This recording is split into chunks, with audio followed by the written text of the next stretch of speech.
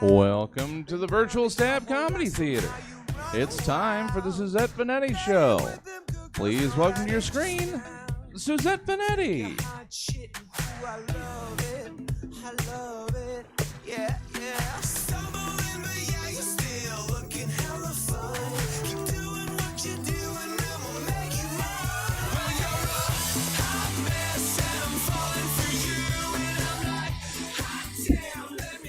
Hi everybody, it's 5:03, which is our regular time. Welcome to the Suzette Veneti Show, the only show where the host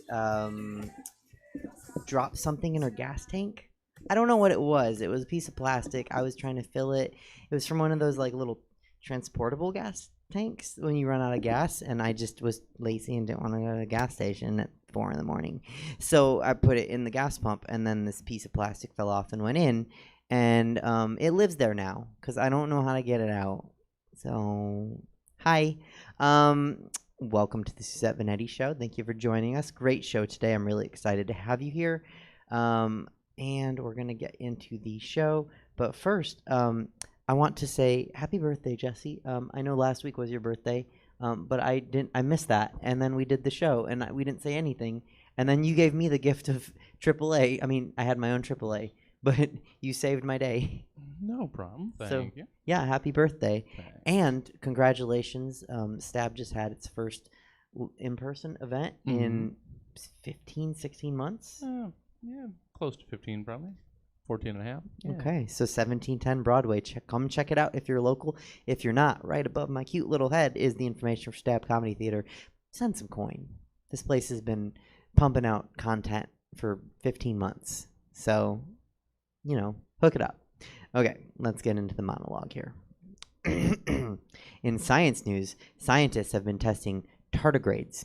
Tardigrades, which have the reputation of being the sturdiest critter in the animal kingdom, are microscopic creatures.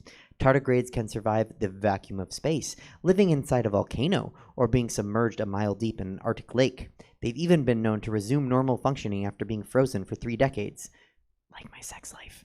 Now, scientists are testing their hardiness by shooting canisters of tardigrades from a gun at speeds of 2,000 miles per hour to see if the tardigrades can survive the velocity and impact. But scientists, if you're bored, there's like diseases and stuff you could cure and stop shooting critters out of guns or whatever. Fun story out of Clearfield, Utah. Jordan James Bergout, 29, was charged Tuesday with an aggravated arson, a first-degree felony for setting fire to his trailer. When questioned by police, Bergout told them he knew exactly how the fire started, explaining that he had started the fire, according to the charges. Bergout said his girlfriend was planning on moving in, but things with her had not been going well lately. So he figured that if he burned down his house, he would no longer have to worry about his girlfriend moving into his home. What? The real story is going to come when Bergout's girlfriend wants to have sex with him. There will be a surgeon telling us how the man cut off his penis, because he figured if he cut off his penis, then he wouldn't have to worry about his girlfriend wanting to have sex with him.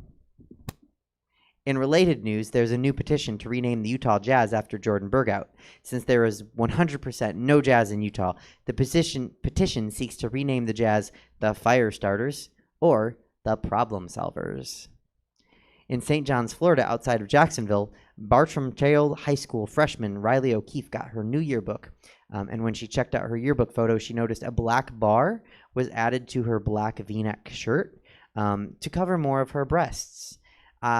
Quote, "I couldn't believe that they printed the yearbook like that," O'Keefe, 15 years old, told CNN. "And when I started to flip through the yearbook, I saw more and more girls with their chest edited."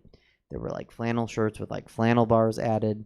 The school said the edits to the yearbook were part of the school's dress code policy. Principal Joni Brown stated that the policy, which does seem whack, but then she put her hand up like this, and she said, "There really isn't a dress code policy.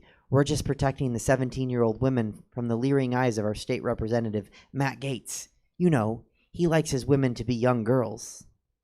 Senate Republicans are blocking a bipartisan investigation into a terrorist attack on the U.S. Capitol on January 6. When asked why, they responded, "'Cause we don't want to." In related news, a new poll published by Yahoo says that 73% of conservatives, or people who politically affiliate with the right wing, say that the January 6th insurrection/terrorist attack was actually Democrats. So it's good to be delusional, I guess. I don't know. News from the Mars rover named Curiosity. I didn't finish that last joke. Whoops. News from the Mars rover named Curiosity, which touched down on August 13th, 2016, has started to send back data and pictures that it's been collecting since August 13th, 2016. 5 years. Word from NASA is that Curiosity, the rover, sent 2 pictures back to Earth, followed by the messages, pics for pics, and you up? In local news, the Sacramento neighborhood known as the Pocket, cockroaches are running amok. Residents of the neighborhood are finding huge cockroaches, and calls to exterminators and, yes, even the police have increased in the neighborhood. The nearby neighborhood of Riverview, when asked how it felt to live next to a neighborhood with a cockroach infestation, was quoted as saying, "Ew, that's so nasty." That's all the jokes I have. So we're just going to go ahead and kick it right to one of my favorite contributors, one of my favorite people, one of my favorite follows, and a coworker of mine. And I love when he's at the shows. He hasn't been in a while, so I'll have to trick him into coming to one soon. Please give it up for Clifton Ellison. Hey, Suzette, how are you? Blessed and highly favored. You know, she's been drinking a little bit, you know, just trying to have a little festive holiday. Got to. I'm going to keep it short because I'm at my friend's house and I got to get back to them in a minute. But let's talk about Monique, the comedian. Let's do.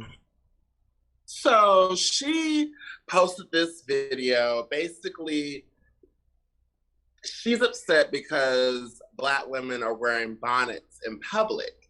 And she's all like, you know how she talks with her tone. She's all like, hey, my loves.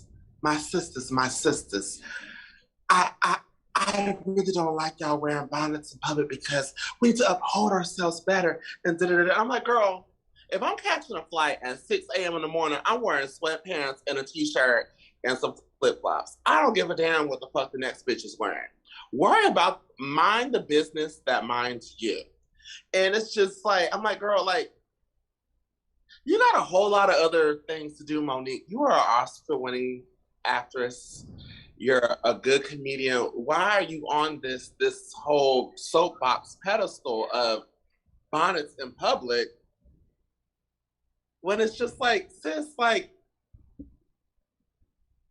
this whole respectability politics with Black women, when like older Black women talk down on younger Black women for things that they do, and it's just like, you know, if we rewind back in time, Monique, sis, you was a little ratchet back in your days, back in the Parker's days, back in the Queens of Comedy days. You was a little hood back then. So I don't know where this whole soapbox mentality of trying to tell girls, like, you can't wear bonnets in public, you should dress to impress, and you don't know who you're going to run into.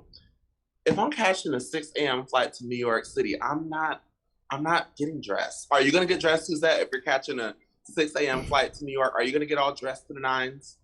Okay, so I'm the wrong girl to ask because am I going to get dressed to the nines? No, but I'm also I do not like seeing people on airplanes in pajamas.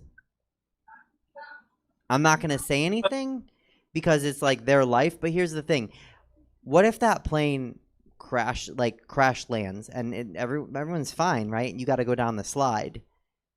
I don't want to be in my pajamas. But my whole thing is, how does it affect you? Right. No, and that's the thing. Because I'm not telling other people they can't be in their pajamas. I'm just not going to be in my pajamas. Also, it goes the other way. Just while I'm on the subject, it goes the other way. Like, you have seen me many a time. I am always in 6-inch stilettos and short dresses and skirts, right? Yeah. That is not how I'm flying on an airplane because I am not going to be the bitch that pops the inflatable slide with her 6-inch stilettos. It's not going to be me.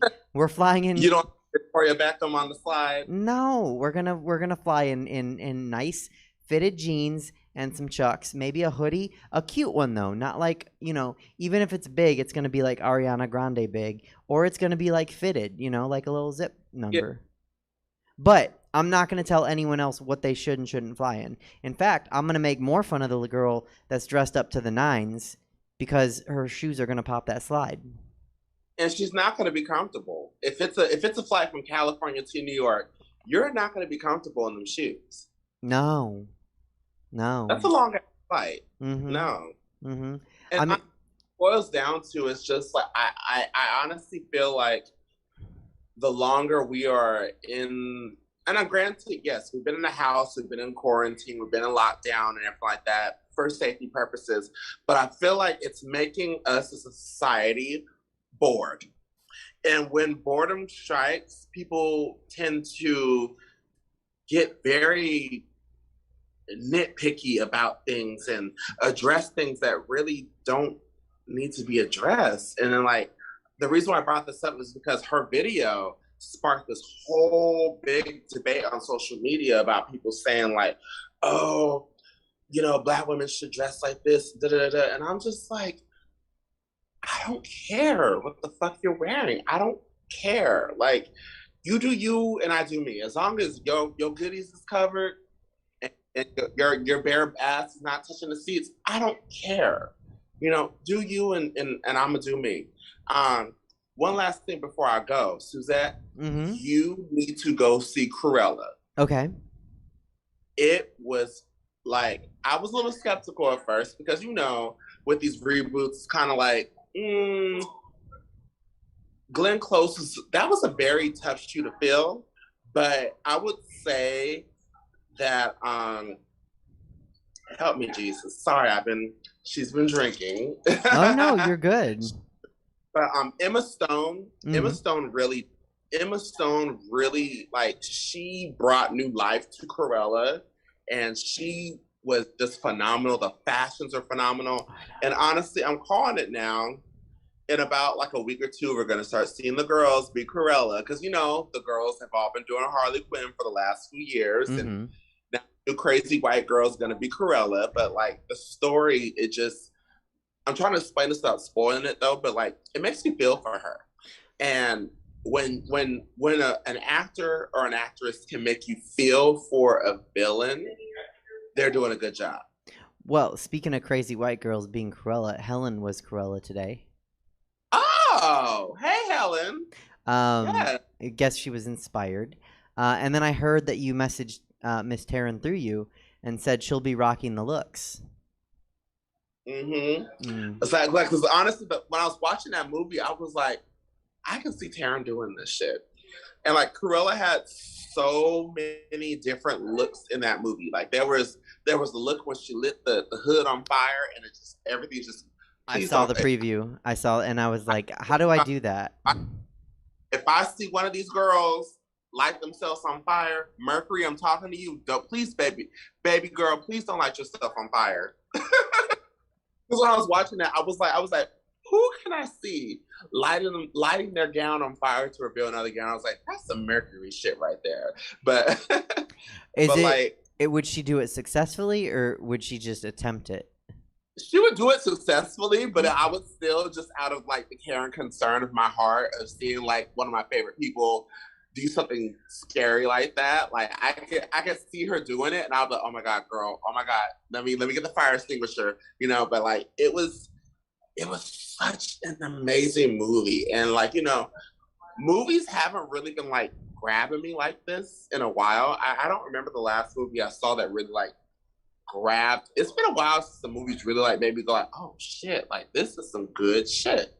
But Emma Stone, watch that movie, please, Suzette. And I can't wait to hear your opinion on it, because, you know, we tend to kind of, when it's like a reboot or like a origin story or something like that, we tend to kind of be like, why are they doing this? But this one was really good. It was 10s across the board. Okay, do you have a second for a couple follow-ups about Cruella? Sure. Okay, so one, is it worth $30? Go to the movies, girl. Okay. Just wear your mask. I mean, it's worth it, but, like, honestly, $30. I would say if you're. Here's the thing with that. People were shading Disney Plus about the $30 thing. And my whole thing is, if you have like a family or like a group of people, oh, it's a deal.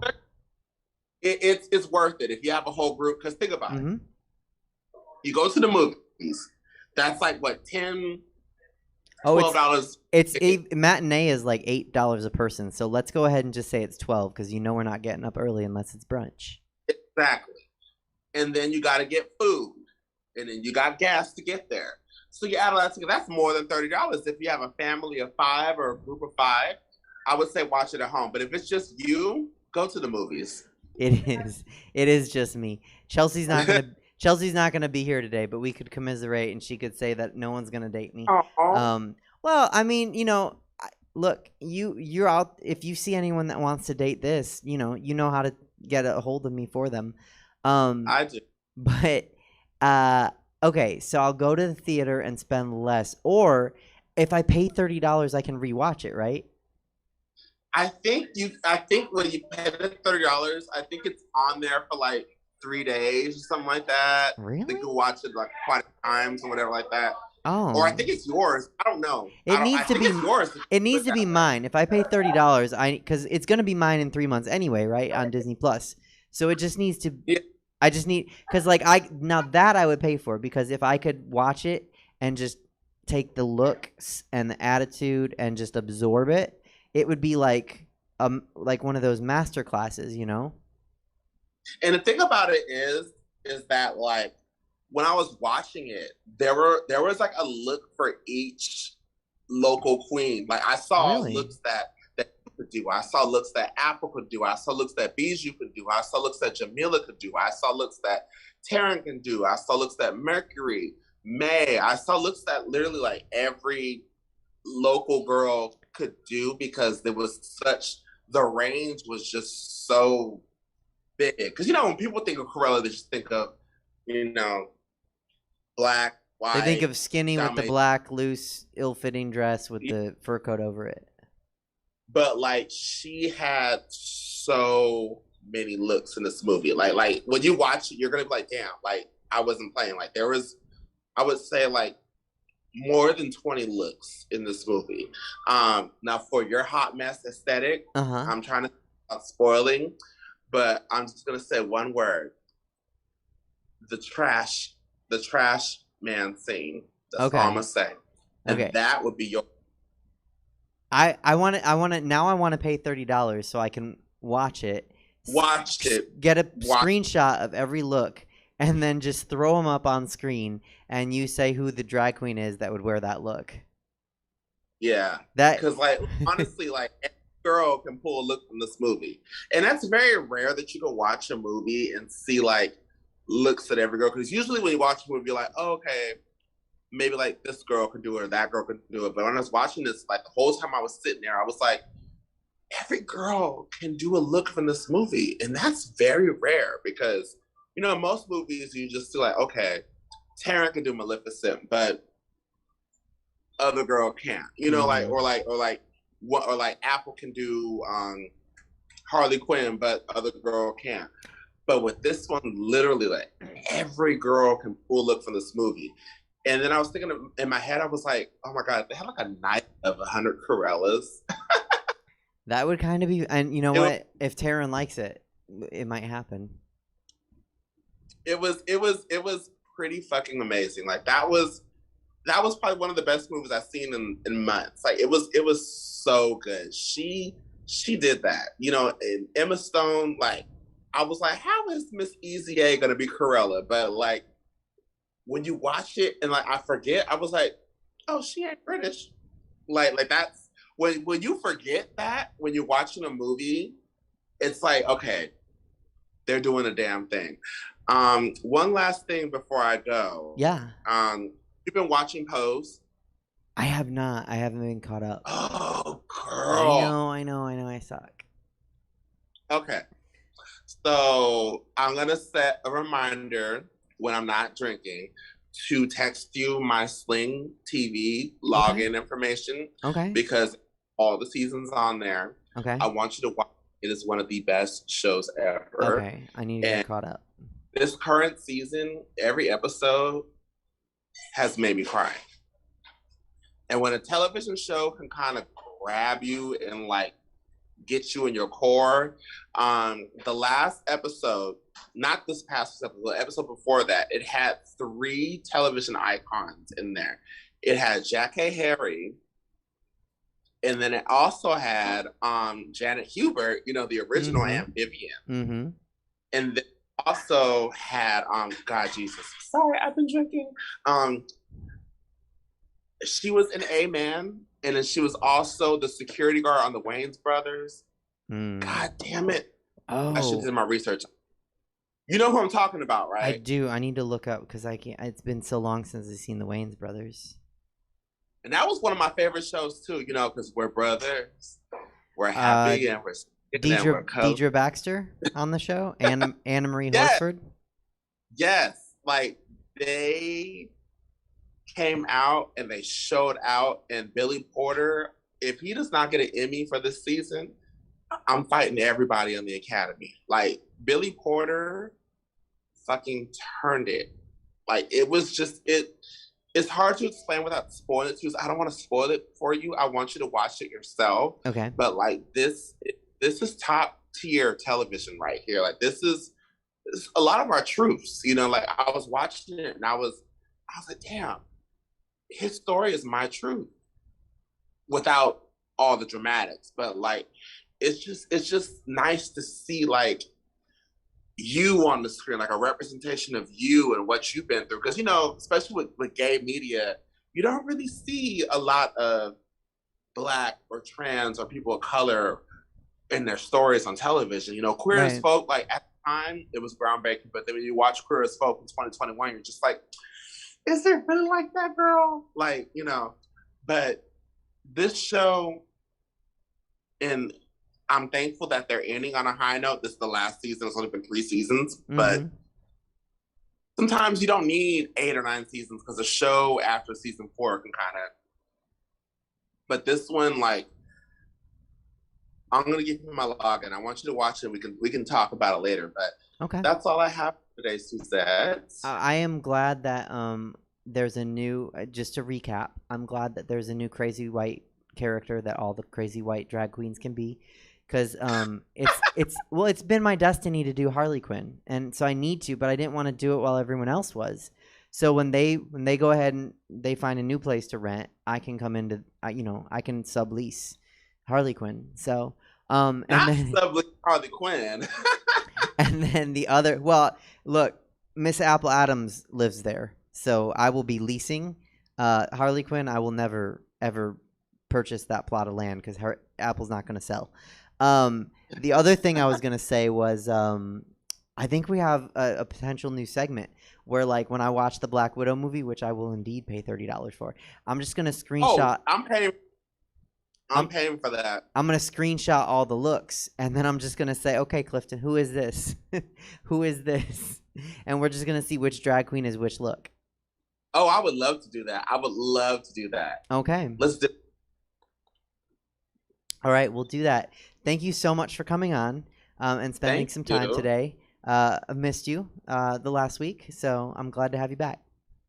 All right. I'll see you later, baby. I'll see you later. Bye. Bye. KBs and Booze, that was Clifton Ellison. His information was below him. You can send him some coin. You can give him a follow.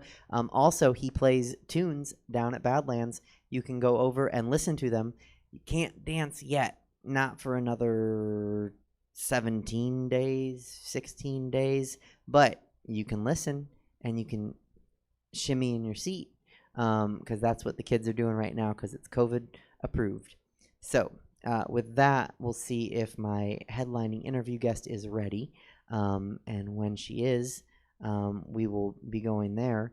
And in the meantime, Jesse, what else is coming up at Stab? Well, I don't know. We're in a place where we're gonna have to do a lot of shuffling around. So a lot of the stuff we've been doing for the last 15 months is obviously gonna be sticking around, but it might go different places. I don't know. We gotta see what's gonna work in person, how much in person we're gonna want to do. Just a lot of stuff coming with the shakeup of letting people in. Right. When is the next live event? Do you have one on the books, or are you just kind of touch and go? I don't have it official. I have an idea. We're definitely not doing anything next week. Just because getting there was enough. So Sure. we'll have a little break to get caught back up on stuff. Maybe in 2 weeks, I gotta talk to somebody. For sure, we're planning Scene Kids, I believe, on Oh. the what would that be? The 19th. So in 3 weeks. 3 weeks. Okay. So And the 19th is a Saturday. Saturday. It's all gonna be Saturdays Cool. for now to start. It's gonna be like Saturday 8 or so. Right on. I believe. I don't know. Everything's up in the air. Well, and 8 o'clock is a nice time because it's like even today it's like 107, but it's gonna be 79 by 8 o'clock. Well, I mean, yeah, we got to the showtime last night, and it was really nice because back there, once the sun goes down, it actually starts getting cold back there. Cool. And it yeah. was music last night, Mm-hmm. and you'll have improv on the 19th. Yeah, and a couple ideas for stand-up. A couple other weeks in there because we are also still trying to put some Pride-themed shows up in June, so we might be able to do that. I got a lot of work to do next week. Okay. Well, I'm here to help however I can. Sure. And I'll be excited when stand-up comes back because I tell everybody this is one of my favorite places to do stand-up. So I can't wait. We'll see if the headlining interview guest is ready yet. This would be a hashtag blame Suzette, as I said 5:30. So that's on me. And we're good. We're ready. So without further ado, please help me welcome to the show a comedian who has such an interesting path to stand-up comedy and who has amazing credits that I don't even want to. I'm tired from brunch, so I don't want to ruin them. We'll talk about them. Please help me welcome to the show, Liz Glazer. Hi. How are you? Thankfully I'm doing well. How are you? I am okay. Thank you for asking. Yeah. I'm really excited to have you on the show. I'm really excited to be here. Yeah. Welcome. Let's see. You. First question, what have you been up to during the pandemic? Well, I mean, I did a lot of stand-up on the computer during the pandemic. So like just a lot of yelling into my laptop next to the bathroom with the cat litter. And yeah, like I got married. That also happened. Congratulations. Mazel tov. Thank you. Yeah, so those were some big life changes, I would say. And then I also moved across the country back to New Jersey from Los Angeles. Okay. And my dad died. And so that was sad, but also like a big change. And my brother got a dog. Okay. I mean, I'm at my brother's house. that's a way to weave an interesting roller coaster of up and down, and my condolences. But also congratulations to your brother for getting a dog. Yes. What kind of dog? I must ask, what kind of dog? Oh, well, let's ask it. Falcor. Oh, good name. Yeah. What kind of dog is he? Oh, he's a pit bull Shih Tzu mix. Oh, a pit bull Shih Tzu mix. Okay. I'm just gonna show my brother briefly. He's my bodyguard. Please. And please. A big part of my comedy. Hello. Yeah, he's Victor. Vic. Welcome to the show, Victor. Yeah. Thanks. It's nice to be here. I'm so glad that you. I'm doing this at my brother's because now, you know, the world is a little bit back. And so, you know, I was lucky enough to have 2 stand-up spots, and they were both like, you know, near my brother's house. I live in New Jersey, which is far from Brooklyn. And so anyway, right. It's like, you know, when you start a story and you're like, this is just not gonna be a good one at all. Like, it's just all about traffic. And so, yeah. What was the tunnel involved? There are gonna be so many tunnels. There are so many tunnels. one more boring than the next, just traffic upon traffic. Yeah, it's been a day of a lot of driving, and how is your kind of back into integrating into regular life going? Well, so it's interesting with me. Really quick, I just want to say to Victor, thank you for getting a pit mix, because so many people are like, oh, pit bulls are evil. And it's like, no, people are evil and they neglect their pits. So bravo, because I love pits. Best dogs. I have pugs, second best dogs. Pits are the best. Sweetie pie. Yeah. Yeah. He's a really good dog. Oh, and great name also. Like, I hate when people name their dog like Woofer or Barker. It's like, come on. He came with that name. He knew it. Yeah. Well, I'm in love. I'm looking on the screen. So my reintegration, I don't know if I ever really was fully out. There was a couple months where I was at home. There was 1 month exactly, I think, where I was at home doing nothing. And then we started this show, which got me, and I could come into the studio. There's big enough that we could distance. And I'd come in once a week and do it. And then we started up my drag brunch in August, which was after. And so when did you move to New Jersey from LA? May 11th of 2020. Okay, so everything was shut down, and then in June everything opened back up. I even did a set. I don't know if I'm sure you have been to the Sacramento Punchline. I haven't. I know of it. Really? But I've only been to the San Francisco one. Would you like to? Yeah. Okay. Because I have a show there, and it'd be lovely to bring you out.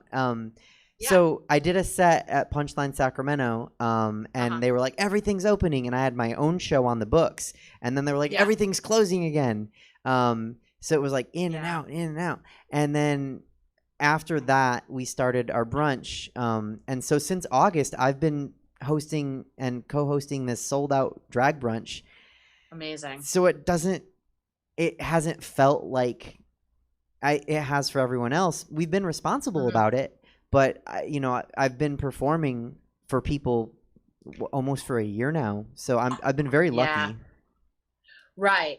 Yeah. So, I mean, that's great. And thank you. I'd love to come. I would love that so much. First of all, I feel like even before I fully came into my voice as a performer, I've performed with drag queens, which, like, honestly, when I look back at some of the drag queen gigs that I had, I'm like, I'm so lucky that they chose to keep me. And maybe I'm being too hard on myself, like in terms of like looking backwards, but like now, I feel like I got a lot better, and I wasn't, I mean, you know what I'm saying? Like where it's like you can look back. You got a lot better at what? Just like performing and stuff. Oh. But despite that, I think you're great. I think you've gotten, I mean, I don't know where you started, but I guess you've gotten, better. You're pretty good. Thank you. I guess all I mean to say is, like, even when I don't think I was very good, I was embraced by communities, specifically of drag queens. Really? And so I have such a home, like, in my heart for performing stand-up with drag queens. Like, there was this show at Broadway Comedy Club called Distorted Divas. Okay. And it was a drag show where the theme was that everybody did a set that was like based on a diva, and so there was like this Celine Dion set, and then a Whitney Houston and whatever, and so that was like you had to pick a diva and then kind of like make your set related to stuff that they do. Sure. And some of the acts were just, oh my god, like I love just being a part of that kind of entertainment. It's like the entertainment that I prefer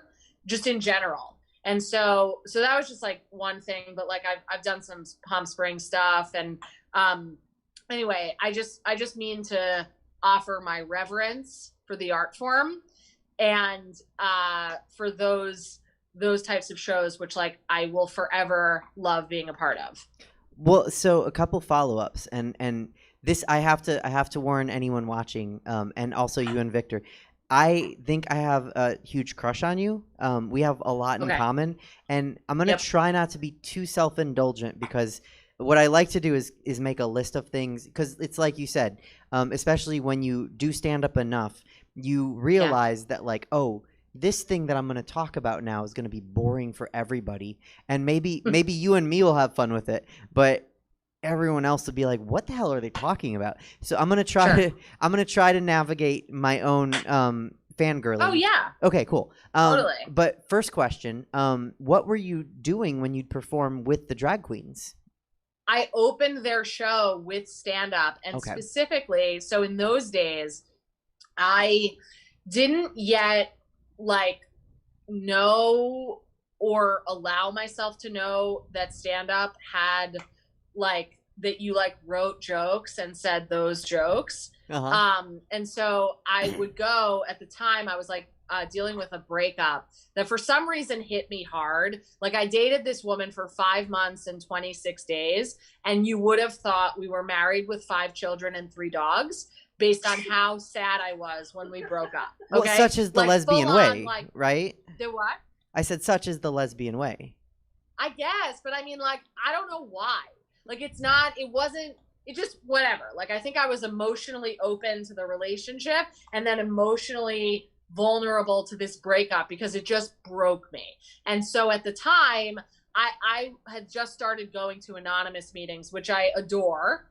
And I was primarily in Debtors Anonymous because I used to have a thing where I would just like go into a slightly scary but mostly manageable amount of debt and then have like a heroic exit from that debt by like selling some stuff and being like, phew, now I'm not in it. And it happened enough times that I'm like, I think like, you know, when you invent something and then you look for it on the internet and then it's there. Yep. Have you had that? Yeah, you just took me. I just went a lot of places with that because I was like, no, I'm not an inventor. I'm a drag princess. And then you were like, and then you find it. And I was like, oh my God, yes, actually, I do. I know exactly. Like I invented GPS navigation when I was in high school. I was like, why can't my phone can do everything? Why can't it tell me how to get? And then they came out with it, and I wasn't even mad. I was like, thank you.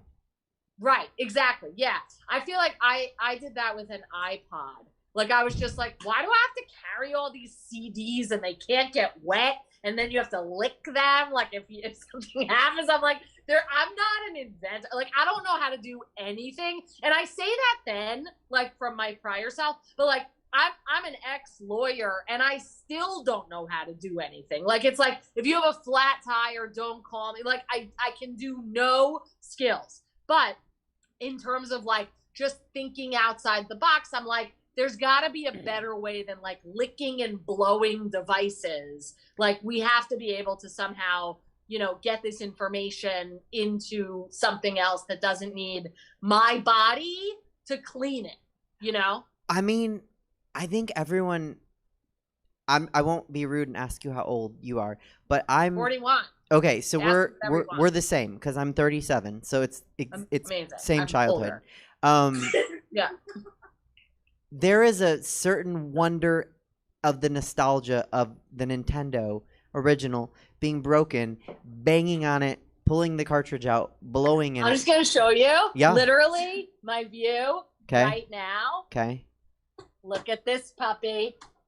An original. Yes, and if it doesn't work, you just bang on it, and then it wouldn't dating be easier if you could just hit your date on the head and blow on her, and then she worked?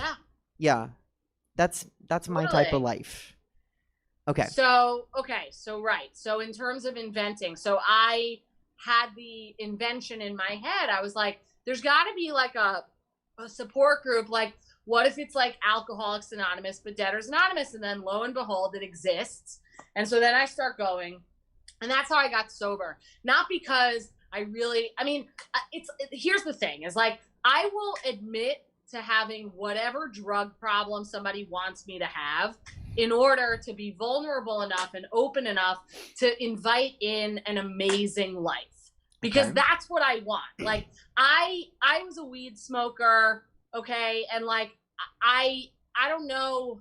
It's like hard to say like, oh my God, I was addicted. Like, I'm not trying to say that like, somebody else's drug problem is more or less whatever. I just know that, like, one time I uploaded a video to YouTube after I smoked weed, okay? And then the video gets a thumbs down on YouTube, and then immediately there's a knock at the door, and I was convinced that the knock at the door was the thumbs down person coming to get me. And so, like, that level of paranoia. And so I don't know if that means that I was addicted. Anyway, like, I started going to Debtors Anonymous, I got rid of credit cards, and I don't have debt. Okay, so that's congrats. Great.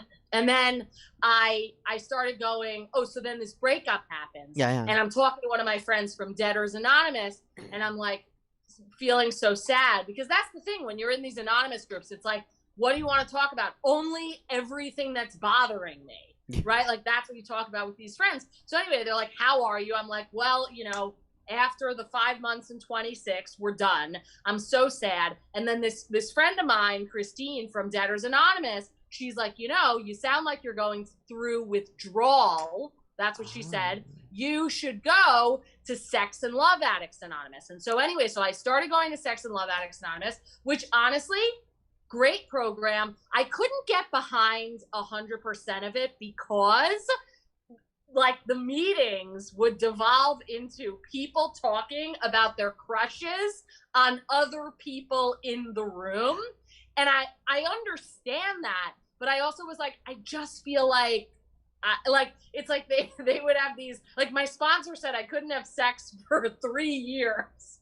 And I'm out on Tuesday and everyone in here is so hot. And I'm like, this is just strange. But anyway, I did really enjoy it. And so I would go to the meetings, and then I would go to open the drag show, and I would just talk about whatever I talked about in the Sex and Love Addicts meeting on stage in the drag show.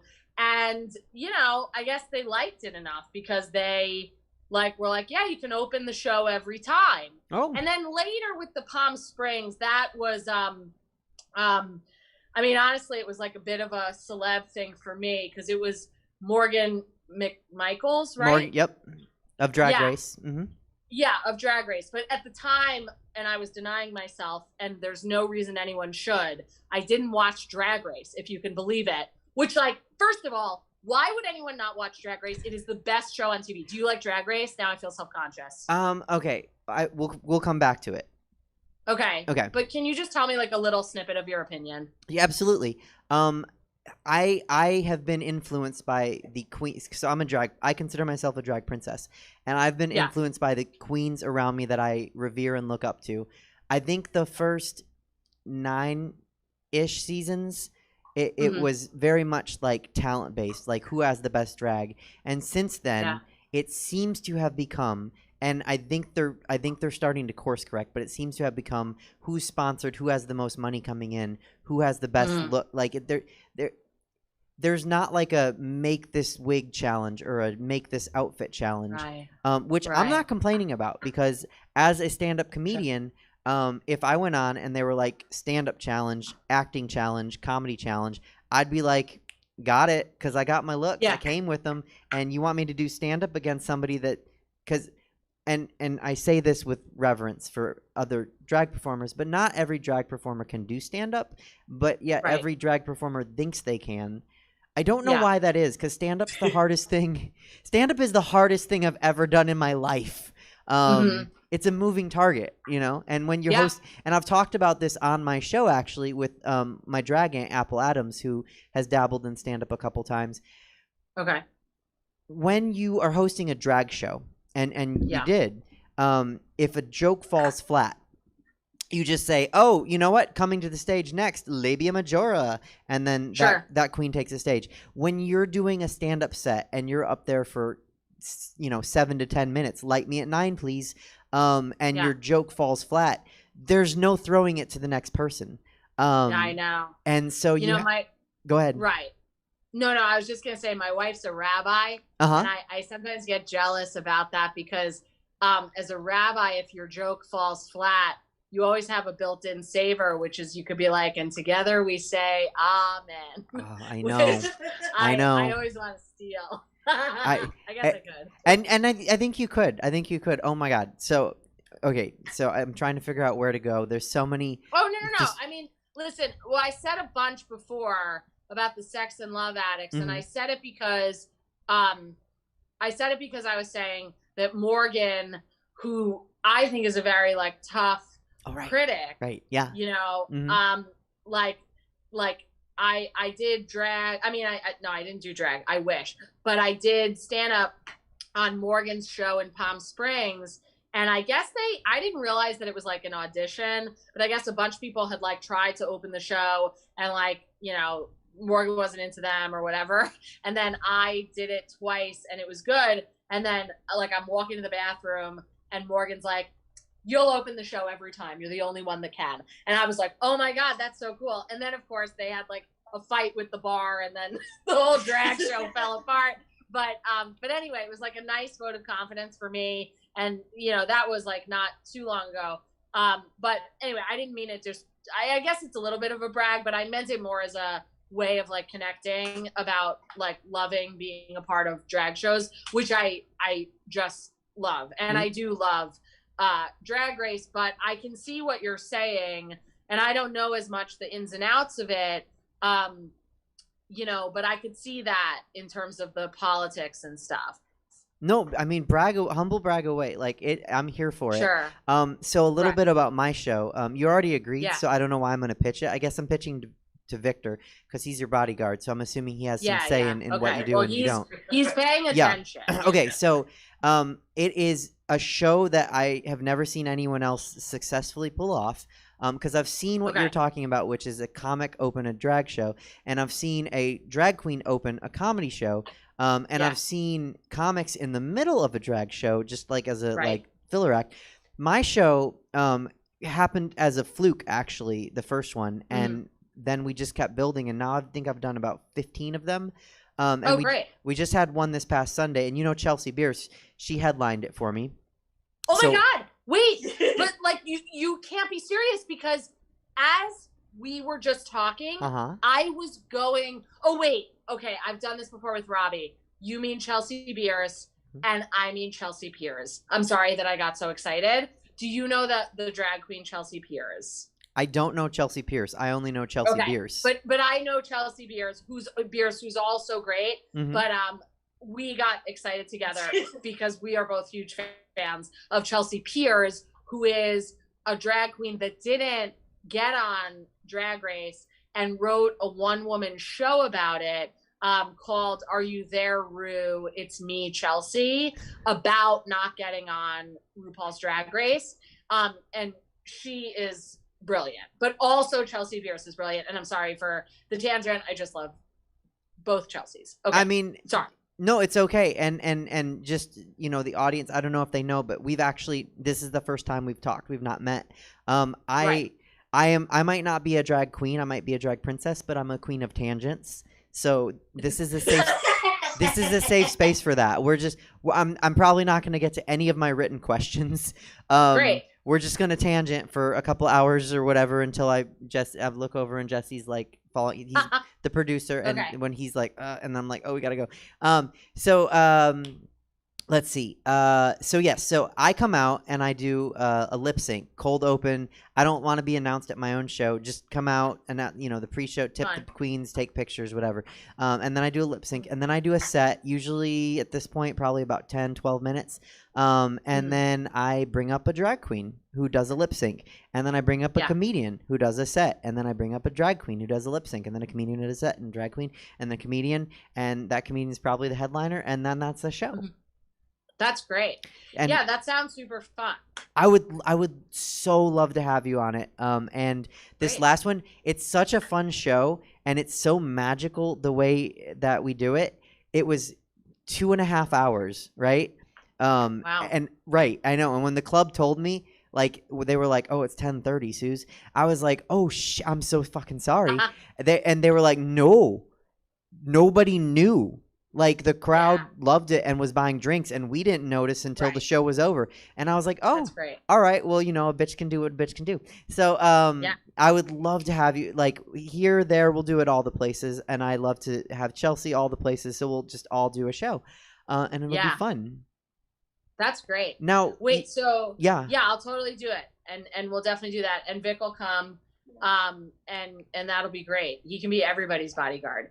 I get it. Yes, please. And okay, and so, but what are the questions? What's at least one of the questions? Well, before we get to one of the questions, I have a couple follow-ups now. So he needs to be my bodyguard because we have someone that's the snack of sack is what they call this drag king that's here. So I can't use that, but I always say, oh my gosh, I'm a nosh. So I could use a bodyguard. And then the second thing is you said a big theme on my show, because I have one stilettoed foot in the comedy world and one stilettoed foot in the drag world. So a big theme is anybody can do drag. So you said, oh, I wish I could do drag. So Liz, why can't you do drag? I mean, can I do drag on your show? If you'd want to, sure. Yes, I want to. Okay. And even if I could do a drag set, I'm just pitching this, okay? And feel free if it's not going to work or whatever. But I feel like, could I get into like full everything and do like the first drag set or second or something like that, and then headline as a comedian in the same show? Yeah, I will say I would. I'm not going to say yes to anyone else, but since I'm fangirling and I have a crush on you, absolutely. Yes.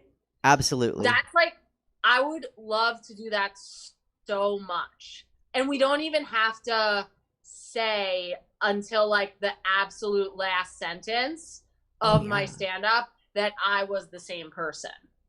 Okay. I mean, we need to delete this from the internet. But yes. Well, that'll sure, people will be like, we know what's up. The jig is up. The jig is up. Because they're from the 20s, I guess. I don't know why they're saying that. But do you think that would be like exciting? It seems to me it would be exciting. I've had people suggest things like that before, and like I said, I've been to Kimbe Matumbu. Just no. But yeah. If you'd like to, I would love to. Question: do you want to be a drag king or a drag queen? Queen. Okay. Yeah, or princess. I mean, I'm not trying to like dethrone. No. But like I can explain that later. I can because that's there aren't many drag princesses. Most people are like, no, I'm a queen. Great. So I mean, that's a me quirk, really. Oh, got it. Okay, great. Yeah. So I would love to do full femme. Okay. Like super femmy. And then I would have to think in terms of my set for drag. I mean, I would say give me a day, but I have some options. I just have to kind of think about them in terms of like how they align with my look. Right. You know? You want like the Robin Williams, like Mrs. Doubtfire spinning around in the chair, testing all the looks out moment. Yeah, totally. But I mean, I just have like a very glam fantasy. Yeah. We all do. And you know what? I will say this. No matter how unglam you, and this is every drag performer is going to either feel this painfully or feel this with fondness. Your first like year, however many times you're out in drag, you are the hottest. No one can tell you nothing. And then you look back at pictures and you're like, woo. So it is, you'll feel good even if you look back one day and you're like, oh, it wasn't as glam as I thought. But in the moment, and it might be because I'm assuming that we're gonna find somebody to help get, because I don't know. I mean, do you know how to? I can't do the makeup. Okay, so then I mean, then the thing is, you're gonna be $1 million because we're gonna enlist someone to help us. So you're gonna nail it because it's gonna okay. I'm so psyched for this. We're doing this. Okay. Wow. So I did research on you for my questions and I was bored with things that people ask you because it's always the same things. Okay. So I'm gonna ask, and you can pass like a game show if you want, if these are weird questions. Okay. So the law. I was married to a lawyer. Okay. Yeah. And then we got divorced and I won because When you got it, you got it. Not a divorce attorney. I wasn't married to a divorce attorney. As a former law school professor and now a stand-up comedian, if a college senior was about to take the LSAT and came to you and said they were debating a career in the law or in stand-up comedy, what would you advise them? I'd say take the LSAT either way. That's the path to stand up. Okay. But I mean, I don't advise in general about much because I really it's so personal, people's paths. And that's I do have a joke, that the typical route to stand-up comedy is you go to law school for 3 years, then you practice for 2, then teach for 9, then give it up and do stand-up comedy. Sure. And the thing about that is it's exactly true for me. Mm-hmm. But it's a joke because it's not standard or typical. But I think that there are so few career paths that are standard or typical. I mean, I guess if somebody gets a job after college and works there for 40 years or whatever, but I feel like those stories are even they're so rare. Every story is rare. And so I mean, if somebody's feeling moved to go to law school, then sure, go to law school. I think it's really expensive. And I guess sometimes if you're making a decision that costs a lot of money and then you're going to have to pay back all the money, then I guess that could suck. Yeah. But paying your student loans off in drink tickets. Right. Good luck. I actually, this is getting so specific, but okay. My mom is she did a really smart favor for me, which was at the end of when I was in law school, I had a complete mental breakdown. I was disassociating, which in a literal sense, I didn't know where I was or whatever. And so my mom lived with me for the last month of law school and was just I'm going to make sure you graduate. And I was really disabled in that moment. And, I mean, whatever. I mean, not whatever, but I don't know what else to say about it, but that was true. And so anyway, so my mom was doing things with me and really helping me. And one of the things was there was this free lunch where this company that would consolidate your student loans was giving out free pizza. And she's like, Elizabeth, we're going to this. And I was like, ugh, fine. And they saved my life because it was this company that at the time you could consolidate your loans. And these are the fixed rate ones, not the variable rates. Was this Mohila? The company was called IDAP. Okay, I don't know who owns the loan now. I went to school in Chicago, so it was Illinois something or another. Okay. But so anyway, long story short, which it isn't, and nobody who ever says long story short is ever telling a short story, but I have 1% on my loans for the life of the loan because my mom made me go to this meeting and we signed up. Because it was the thing where you pay on time, you have it at 3%, then 2%, then 1%. And so anyway, so my loans, even though I guess I have 39,000 something left to pay, but they're at 1%. And so no matter what the market, that's not a lot of money, no. 1%. Well, congrats. I mean, and the variable rates, I mean, so if this person were asking me about the LSAT and I was really going in for whatever reason on their student loans, if somehow the conversation went in that direction, I would also say to them to pay off the variable rate ones as quickly as possible. I used my first bonus from the law firm and I just took the whole thing and paid off the variable rate loan, which I think it was $30,000 or something in that neighborhood. And thankfully I had a firm job and I just literally took the whole amount, paid it, done. And then so all of the stuff that happened with student loans where they really went up so high didn't affect me because I had the 1% from the fixed through that deal and then the variable were done. Nice.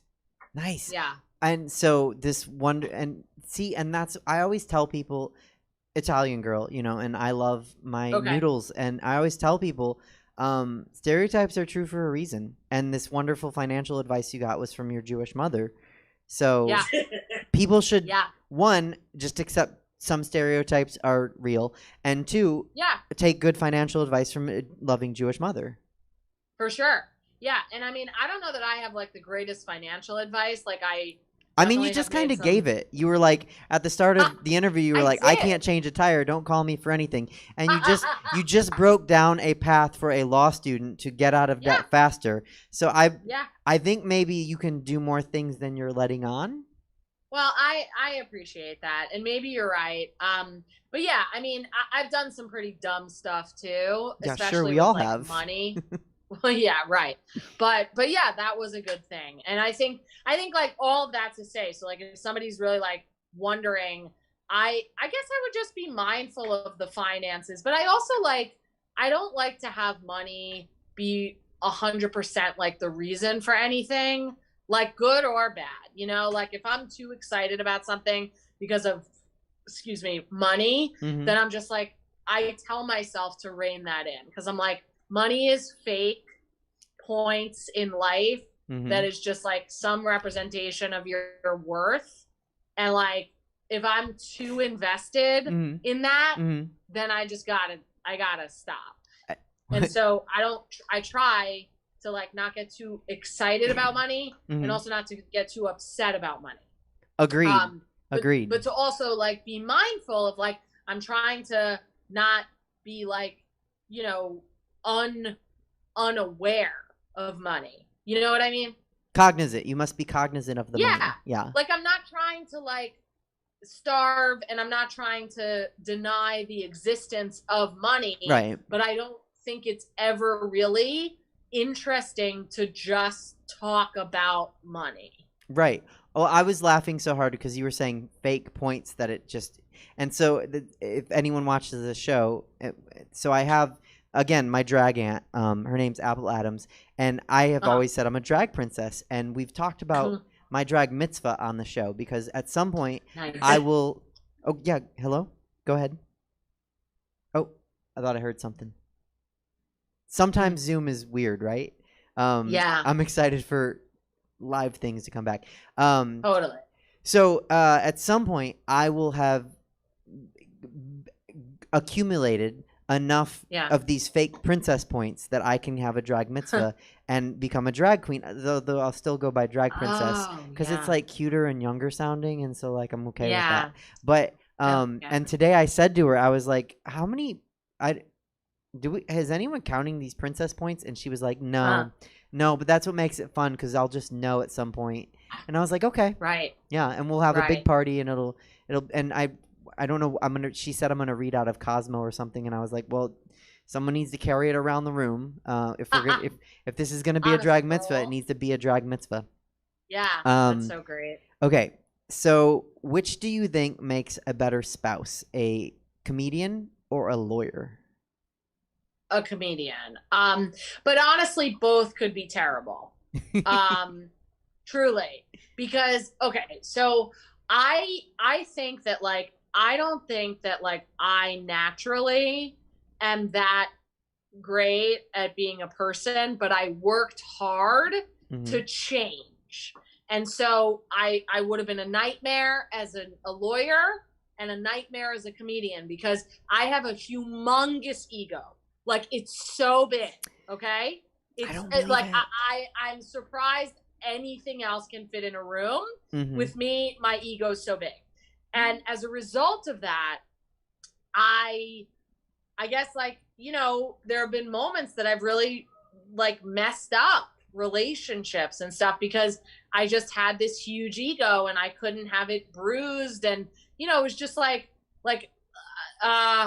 I mean, I can get specific. I'm just trying to like sort of find it. But like, you know, basically just like if anyone was like critical of me, it was like really hard. And, you know, if anything at work wasn't like perfect, then that was really difficult for me. And I think I just got into enough situations where I'm like, this is really like becoming an impasse in my life where I want to be able to like take a note, and I want to be able to not be upset about something. And so I really tried to change, and that coincided around the time that I started doing comedy. But the thing is that there's plenty of comedians with enormous egos, right? No. Like I think probably comedians with egos is more of a stereotype than lawyers with egos. Yeah. You know, because a lot of lawyers are sort of like shy and introverted and whatever, and True. you know, stuff. Right. And so I would say that the stereotype is a little more comedian centric in terms of egos, but I still have one, like a large one. And I think though that what I've tried to do is to sort of recognize, like, okay, here are the pitfalls. Like, I think the pitfall for being a lawyer is you're going to be argumentative, right? Because the whole job is arguing. Mm-hmm. And so if you bring that into your life, then you're fucked, right? Because nobody wants to be around somebody who's arguing all the time. And I think the pitfall for a comedian is you're always making everything a joke. And that can really fuck you up, because it's like sometimes you want to be making a joke, but then other times it's not the time to be making a joke. Now, I was never so funny that I was making jokes at inappropriate times because I just didn't have the jokes. But if I did have the jokes, I would have, if I was still in my nightmarish personality. But thankfully, by the time I decided to make it a job, the comedian thing, Mm-hmm. I think I was on the path towards like recognizing that I mostly wanted to be a better person, and that I also wanted to connect and make people laugh. And so I try to keep that sort of top of mind, where if I think of a joke and it's a terrible joke in terms of like, you know, it's offensive or, you know, whatever, like, I guess that's, you know, it hurts somebody, then I'm not gonna say it, because my purpose is not always to just win at comedy, but instead to like be a nice person who is, I guess, likable. But like, likable is also an ego thing, right? Because likable is like, I want you to like me so I can like be likable. Like, I want to actually be likable because I am making an effort to like, you know, connect, or, you know what I mean? I'm trying to figure out your ego, because you said, like, you came on and you were like, I'm not good at anything. Then you were like, I have a big ego, and now you're like, but it's because I want to be the best person I can be and be likable. So it seems like your ego is just about being a good person, which, well, not bad. I I think mean, there are way worse things to like have ego about. sure, and you're so generous. Well, it's not even about being the best person. It's about trying to be the right. best person. Yeah, Like, you're I lovely. don't know that's. Mm-hmm. Yeah, I mean, thank you. I think I just mean, like, if we would have met a few years ago, Mm-hmm. I just don't think you would have liked me. That's what I mean. I don't know. I mean, this is, if you see me making notes, it's just all the things that I need to tell you, like, after the episode, like, off screen, because there's just so many things you're mentioning that I'm like, oh my God, we have things in common. And oh my God, I have a story about that. Yeah. So I think I might have. Maybe, I don't know. Maybe you wouldn't have liked me a few years ago. I had bad hair. But I mean, there's a drag goddess in Central California her name is also Liz, and she has come in, and so I'm learning just to love all Liz's, because she's just magic. She's in the credits for my hair, because she's great. So you know, great. it's lovely that we're here our paths are intersecting at this point in time. Think it's awesome. Yeah. So are you still licensed? Yes. I can't imagine that my license is worth anything, because they have these things called continuing legal education, which is like, I'm aware. in order to keep your license, you have to like go to these classes or whatever. Mm-hmm. And I don't do that. And so I think I have a license as a retired person, you know? Okay. But my mom wants me to keep it, so I do. So the reason I ask is because, having been married to a lawyer, I am very well aware of this phenomena. How often, like, give me a percentage that friends, family, other stand-up comics come up to you and ask you for legal advice? You know, it's not that often, but I guess maybe like, you know, 5 people a year. Really? And That's it? I don't offer it. Oh no. I did one thing for someone who like really, you know, was like a close kind of friend and business associate, where they had like a real estate document, and they were just like, I just don't understand what it means. And so then I wrote an email which was basically like, here's what it means. And it wasn't like it, yeah, it was pretty good. But and it was the kind of thing that I would have done for work. And of course I'm like, you know, it was in California, and I'm not licensed in California. So of course I was like, this isn't legal advice, because the thing is, like, my advice is to not accept my advice, legal or otherwise. And so, you know, like, yeah, but I was confident that I knew what was in the lease. And so I said what I knew, and it wasn't that involved in a way, but I guess it was a big email. But, yeah. Yeah, no, first of all, I knew it was going to be reviewing a document, because that's what it always is. Sure. And then also, the whole, like, this is not legal advice. I am not your attorney. Please do not consider Such this a an lawyer attorney. thing to say. Do not consider this an attorney client relationship. Yeah. I because I was married to one, people always ask me, and I'm like, yeah, look, here's what I know. But I'm Sure. not an attorney. Don't go telling people I said I was an attorney, except if I ever end up, I don't know if anyone laughs at this joke because no one gets it, but if I ever end up DJing we have a night drag show after brunch, and I'm not in it. I just collect the tips for the queens during COVID. But if I ever end up DJing it, because like the DJ can't make it, I have a hat all ready to go. It has a pug on it, and it says Pug Mom, and then that's my DJ hat. And then they're like, "What's your DJ name?" And I'm like, "Oh, it's DJ JD, disc jockey at law." I'm Fun. so ready. But I would have to say on the mic, like, this is not a disc jockey client relationship. I'm just doing my best. Wah, wah, wah. So, okay. That's great. How often do people find out? Now, that was legal advice. How often, what's the percentage that people find out you're a comedian, like, just like at, like, you know, the airport or whatever, and they're like, oh, be funny? Oh, yeah, a lot. I mean, I also volunteer that I'm a comedian a lot of the time. And I don't, like, I told this guy, Glenn, at Jiffy Lube yesterday that I was a comedian. Like, it was not part of the conversation. I just wanted Glenn to know. And, you know, like, if someone's like, be funny, I'm like, fair. And also no. You know, like, I don't, just because no is like a funny thing to say in that moment, because it will get a laugh. Like, can you tell me a joke? No. And then they laugh because it's just funny, like, in that moment, you know? So that's easy. And also, like, but honestly, I like the pressure of someone being like, tell me a joke, you know? Like, one of the things when you're a comedian, you know, they tell you to watch out for the guy who's like sitting at the front of the show, like, make me laugh. And I was never afraid of that, because that was exactly my dad. And so, you know, I was like, I'm not afraid of that guy. I was raised by that guy. And so, you know, the idea of somebody like, oh my God, like, they're like, tell me a joke. I'm like, okay, you know, I'm half vaccinated, but on my mom's side, you know, there you go. I like it. I like Thank that you go after the guy to make him laugh. Yeah. A question about your marriage. So you're married to a rabbi.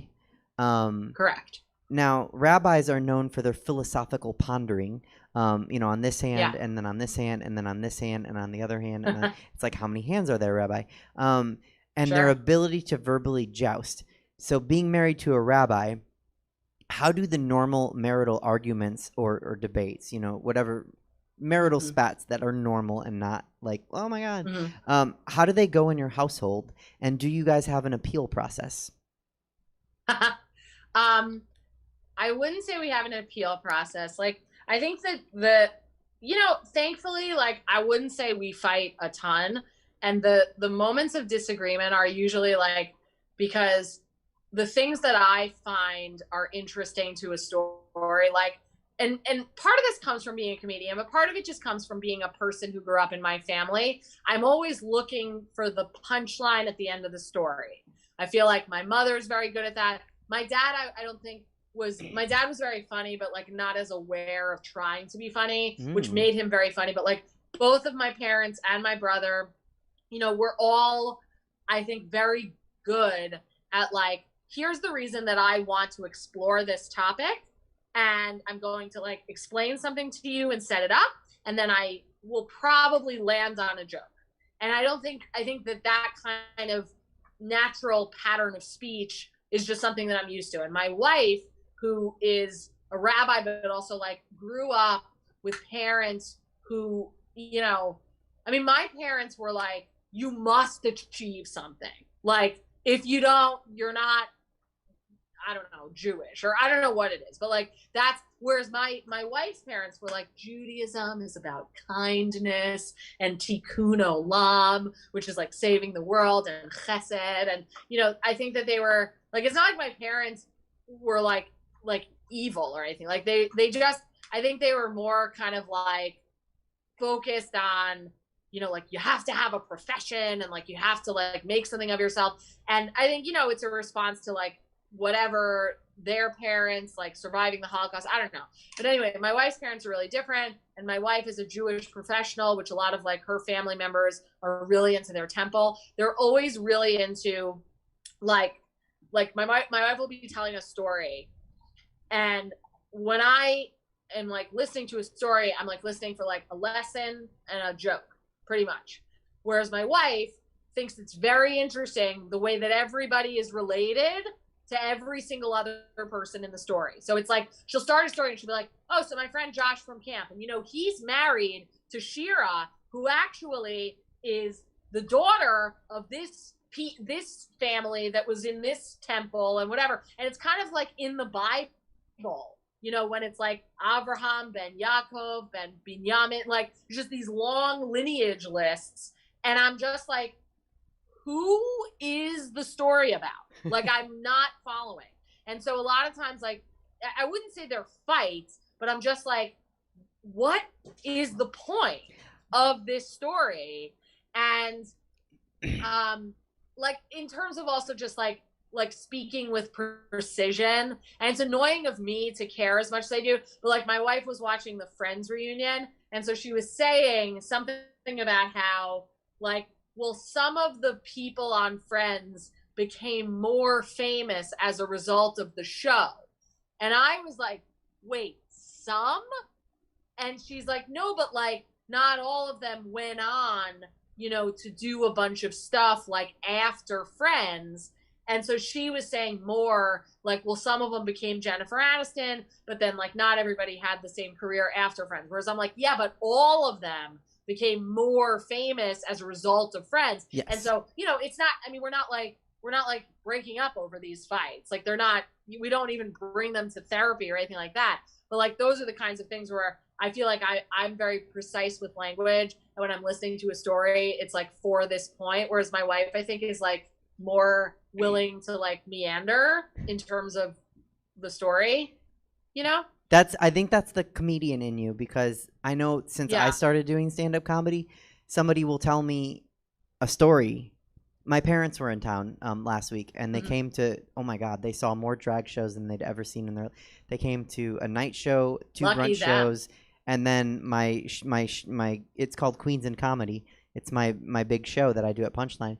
But they were telling me this story. They went to a restaurant. So here's the short version of it. They went to a restaurant. They got food. The food was made wrong. They didn't realize till they got home. They called. They were like, the food was made wrong. The guy was like, oh, cool, chill. I'll send, I'll make sure that we get you the right food, and comp it. And then hung up before he could get the name. So they're not going to actually get the food because he never cared to get the name. But I got the long version, which was where they went, why they went there, what they ordered, what they didn't order, what they considered ordering, what the waiter was wearing, what he did with his life, what his partner did with their life, what they ordered, what they got home with, whether or not it was good. And I'm the whole time I'm like, I don't have time for this story. Just tell me that you didn't get the Right. food. Like, this is too Sure. long. Cut the fat. Cut the Yeah. fat.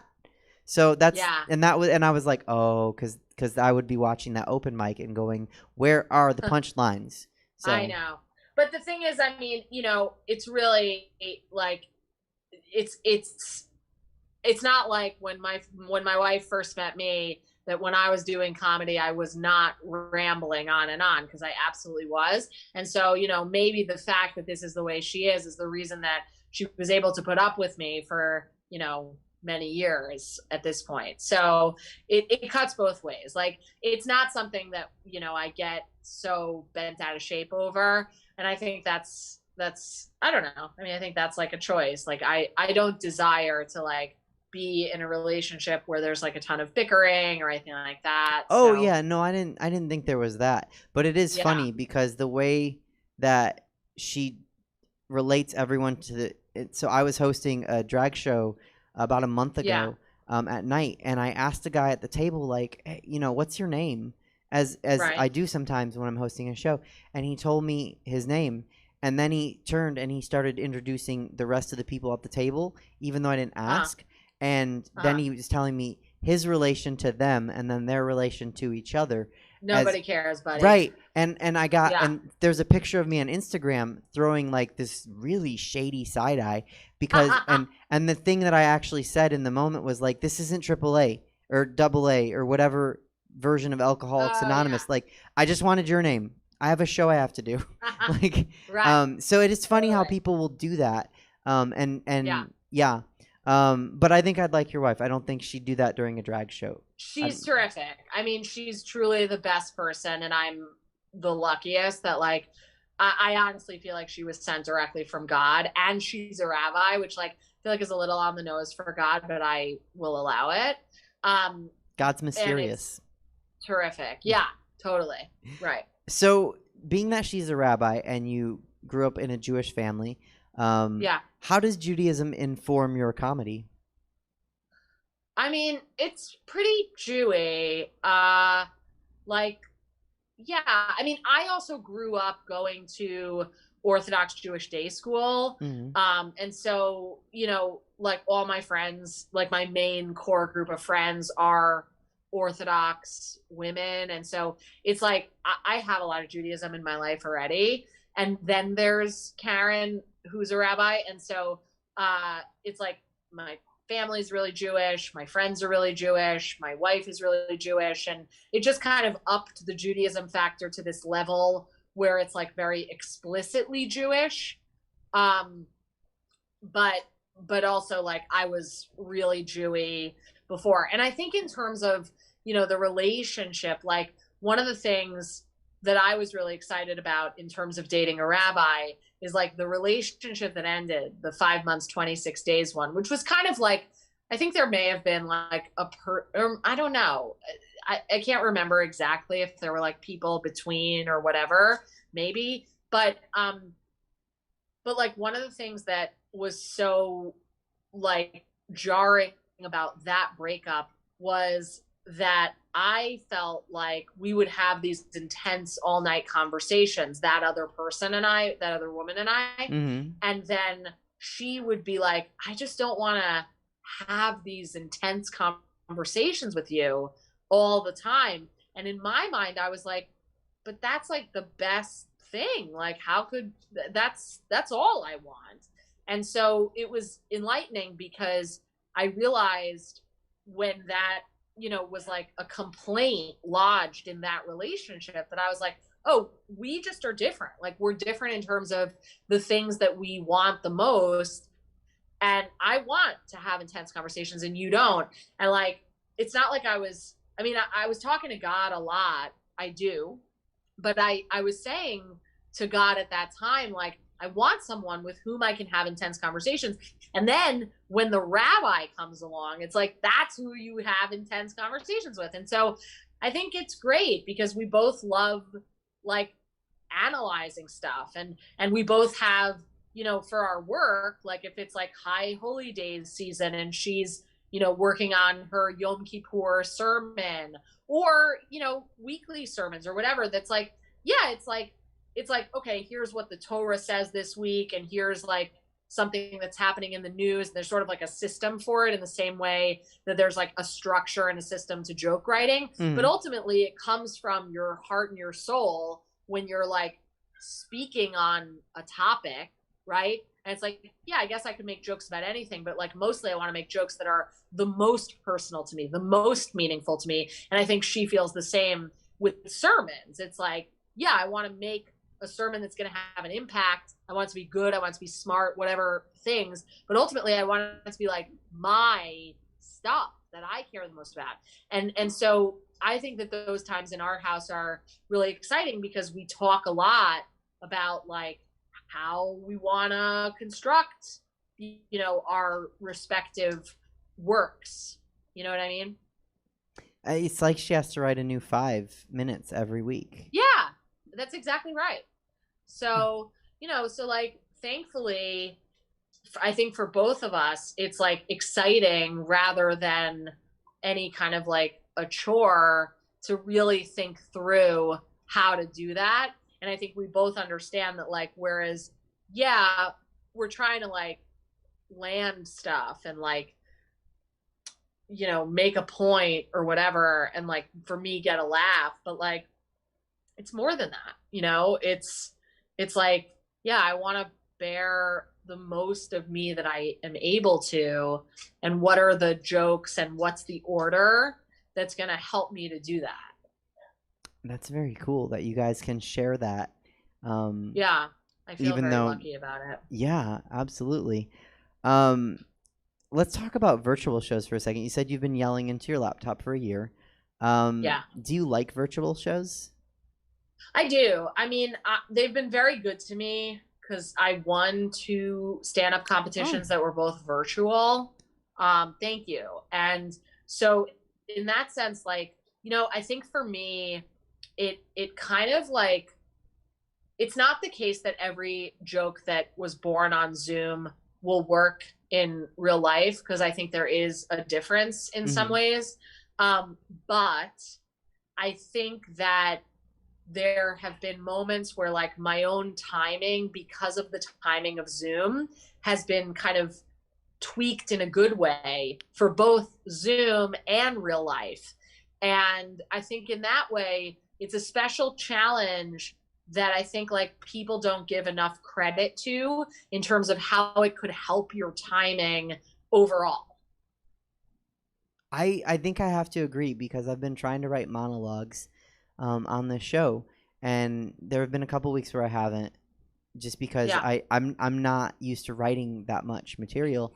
But doing them to a webcam with absolutely zero feedback, like the last couple weeks we've had an in-person guest, and it's so nice because they'll snicker, and I'm like, okay, cool, I thought that was funny, I really did. Right. And these last year, like, no one snickered at anything I've said, so I've learned to just kind of like joke, and it's right, and you kind of have to trust yourself, right. And the pacing, I've noticed my pacing has gotten tighter. Just because I don't want to sit in that silence, which I'm not sure if I'm not even sure if it's silent elsewhere. I just know it's silent here. Right. So Yeah. And I mean, you know, for me, it's like I did work with a bunch of organizations like at various times throughout the pandemic that had stuff happen, like a Zoom bombing or whatever. And, you know, so they were like, we have to have it webinar style, or we have to have it pre-recorded, or we have to have it everybody on mute and silent, whatever it is, where it's just like, if I'm coming into your organization, you know, and getting paid to be there, then I'm going to play by how you do things, and I'm not going to make anything about it. Especially if it's a Zoom show, you know, it's kind of like, okay, it'll be fine.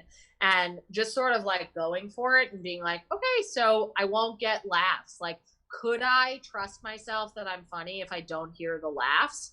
And I think there's a fine line between the arrogance of thinking, of course it's so funny, no matter whether you get laughs or not. But I think a deeper point is that there's something really kind of all encompassing in terms of Zoom applicability and real life applicability to listen.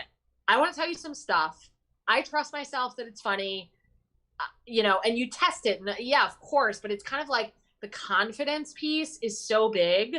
And I think that like, I really learned a lot of that over Zoom because I had to, because there wasn't an audience to laugh in certain shows. Right. You have to trust your comedic instincts. Like, Yeah. this is funny. And I think Right. you're right. It's almost a crutch when you have an audience to be like, I don't know, we'll see if Yeah. they like it. Yeah. What do you hate about online comedy?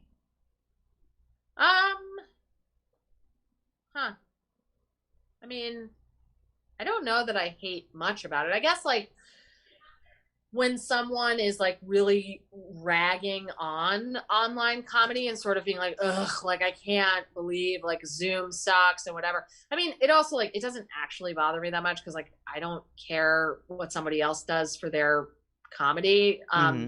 But like that sucks. I know people who, you know, have been in situations where they were Zoom bombed and it was like really mean and really like racist or, you know, phobic of some essential quality about them. So like certainly that is a sucky aspect of Zoom comedy. And I've only been in a situation where that happened once, and it was like the kind of thing where, you know, it wasn't 100% clear who this person was referring to. I think they just kind of came to terrorize and did. And, you know, yeah, that kind of thing. So real life comedy is coming back. Yeah. What do you like about it? I mean, I like a lot about it. I like that people are coming to connect and to laugh, and I think that's really fun. I think it's an exciting time in general, like stand up and otherwise, but like especially for the context of like stand up is all about, hey, we're all going to get in one room together and connect, and like droplets will fly. And that's exactly the kind of thing that like we couldn't do. And so I think that there's a real appetite for it, at least that I've noticed. I'm in New York now, and that seems to be the case, that there are a lot of people who want to come and be a part of that.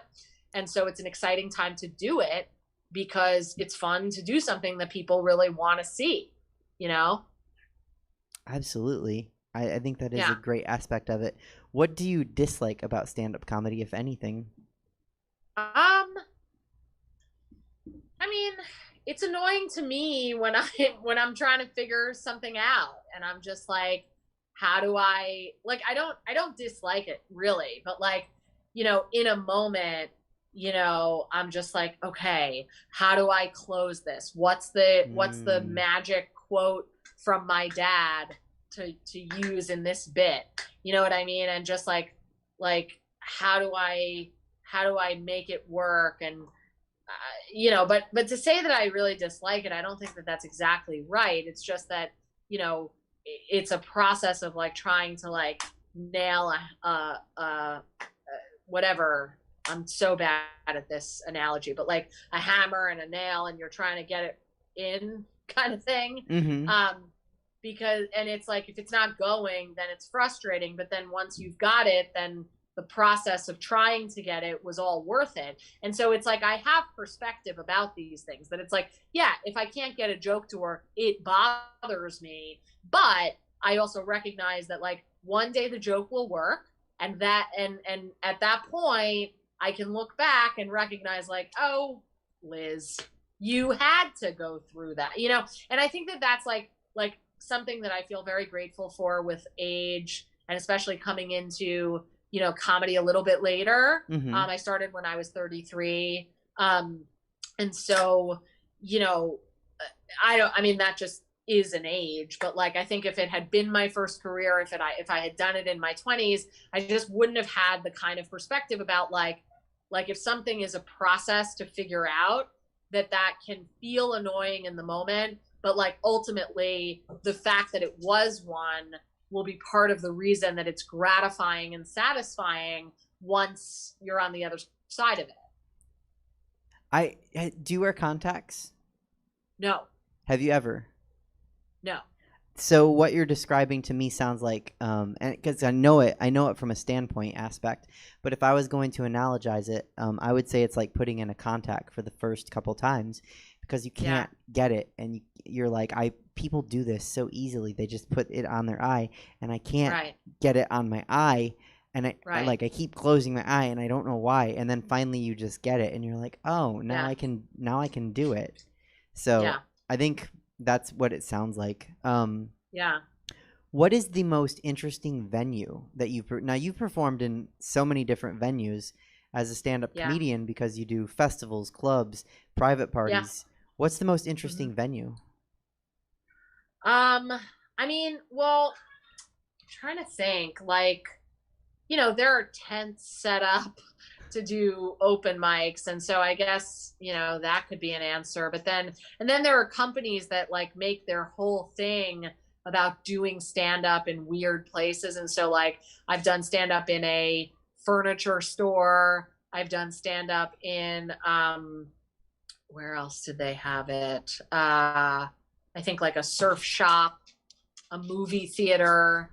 And those are all kind of like cool shows that the premise, I mean, the shows are just stand-up shows, and some of them are excellent stand-up shows because the fact that these companies make it their thing, that they inhabit these spaces that like aren't for stand-up, but then they become for stand-up. Like, you know, just in case anybody's interested, like there's this company called Don't Tell, and they do wonderful shows, and they're just a great company. And I've been lucky enough to work with them for a few years at this point, which is like a great, like lovely, amazing thing that I've been able to do.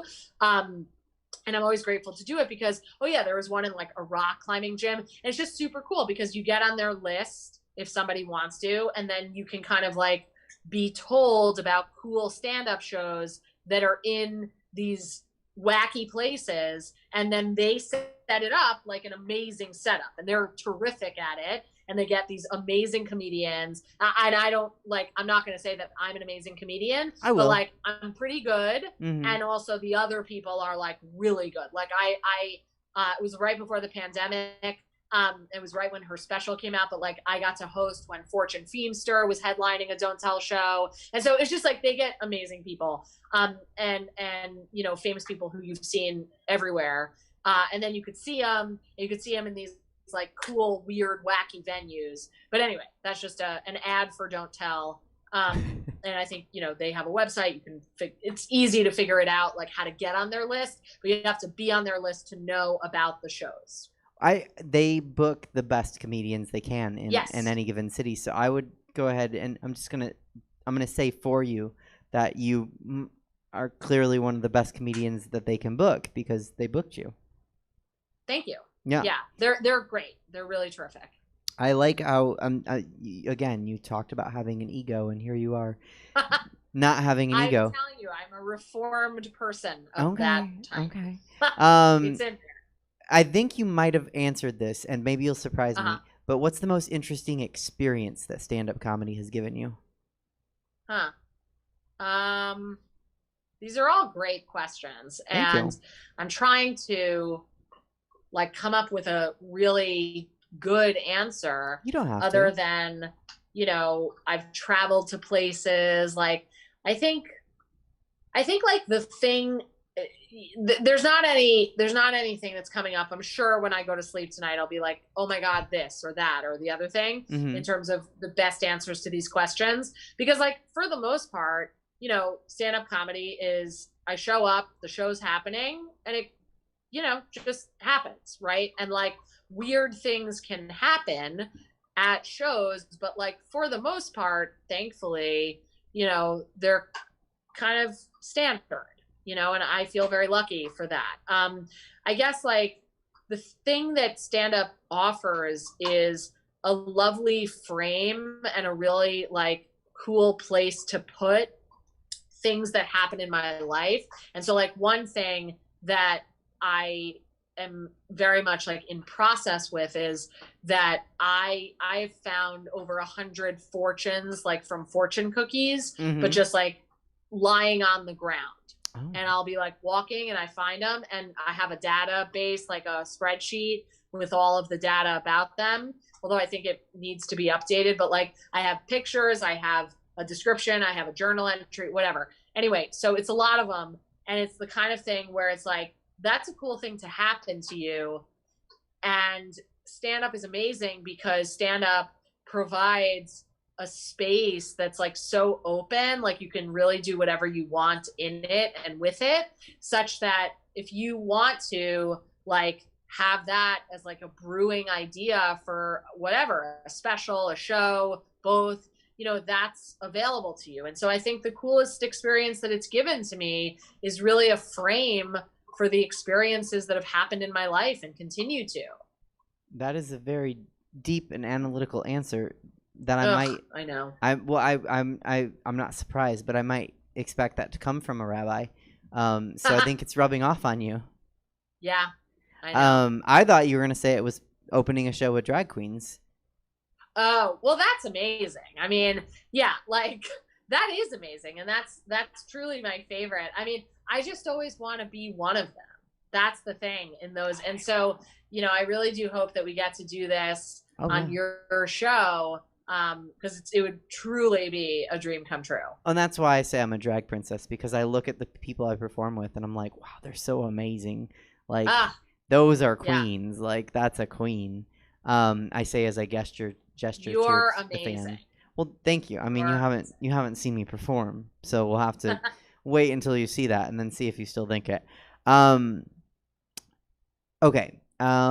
In addition to, like I mentioned, clubs and festivals, you do shows at law firms, law schools, and other legal settings. Yes, do you nerd out? And you were a legal professor for 9 years, right? Yeah. Okay.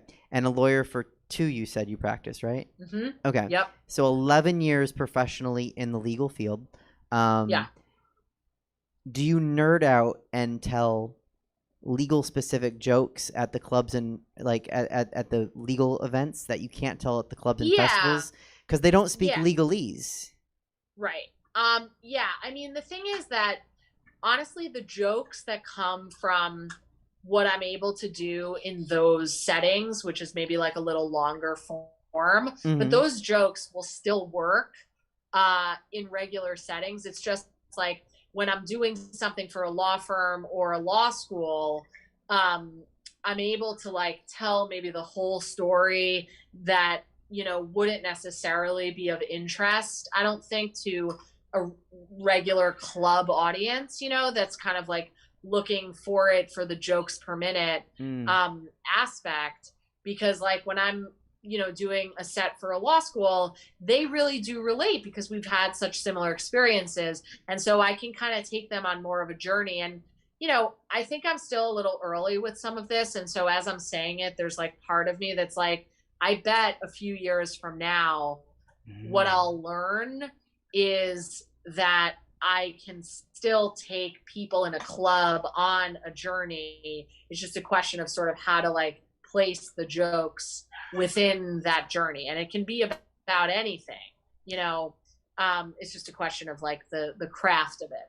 That's such a true statement. Yeah, I think so, because like, you know, one of my favorite comedians is Mike Birbiglia, and I think the reason that he is one of my favorite comedians is like I find it so satisfying the way that he's able to construct these like super long stories, but do so in a way that's almost like it's like a sermon and a legal argument, and there's, you know, there's like really a lot of argumentation that goes into it, but so many jokes.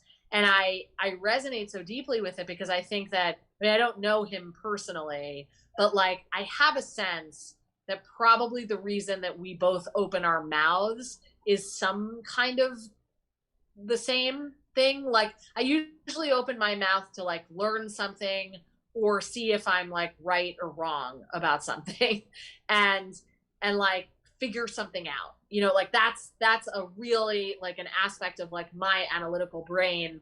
And so as a result of that, like if I were able to translate that innate reason that I open my mouth into the reason that I'm doing stand up, then that's everything, you know? And if it can also be stand up, it can also have all the jokes in it and all of that, you know? And I'm conscious of the fact that I'm getting there, but like, you know, I don't know if you're familiar with Ira Glass's The Gap, the concept of the gap, which is basically it's just like, you know, the idea that like when you start out as an artist, as a creative person, you recognize other creative people and other artists that you admire, and you have this taste that gets you into the game.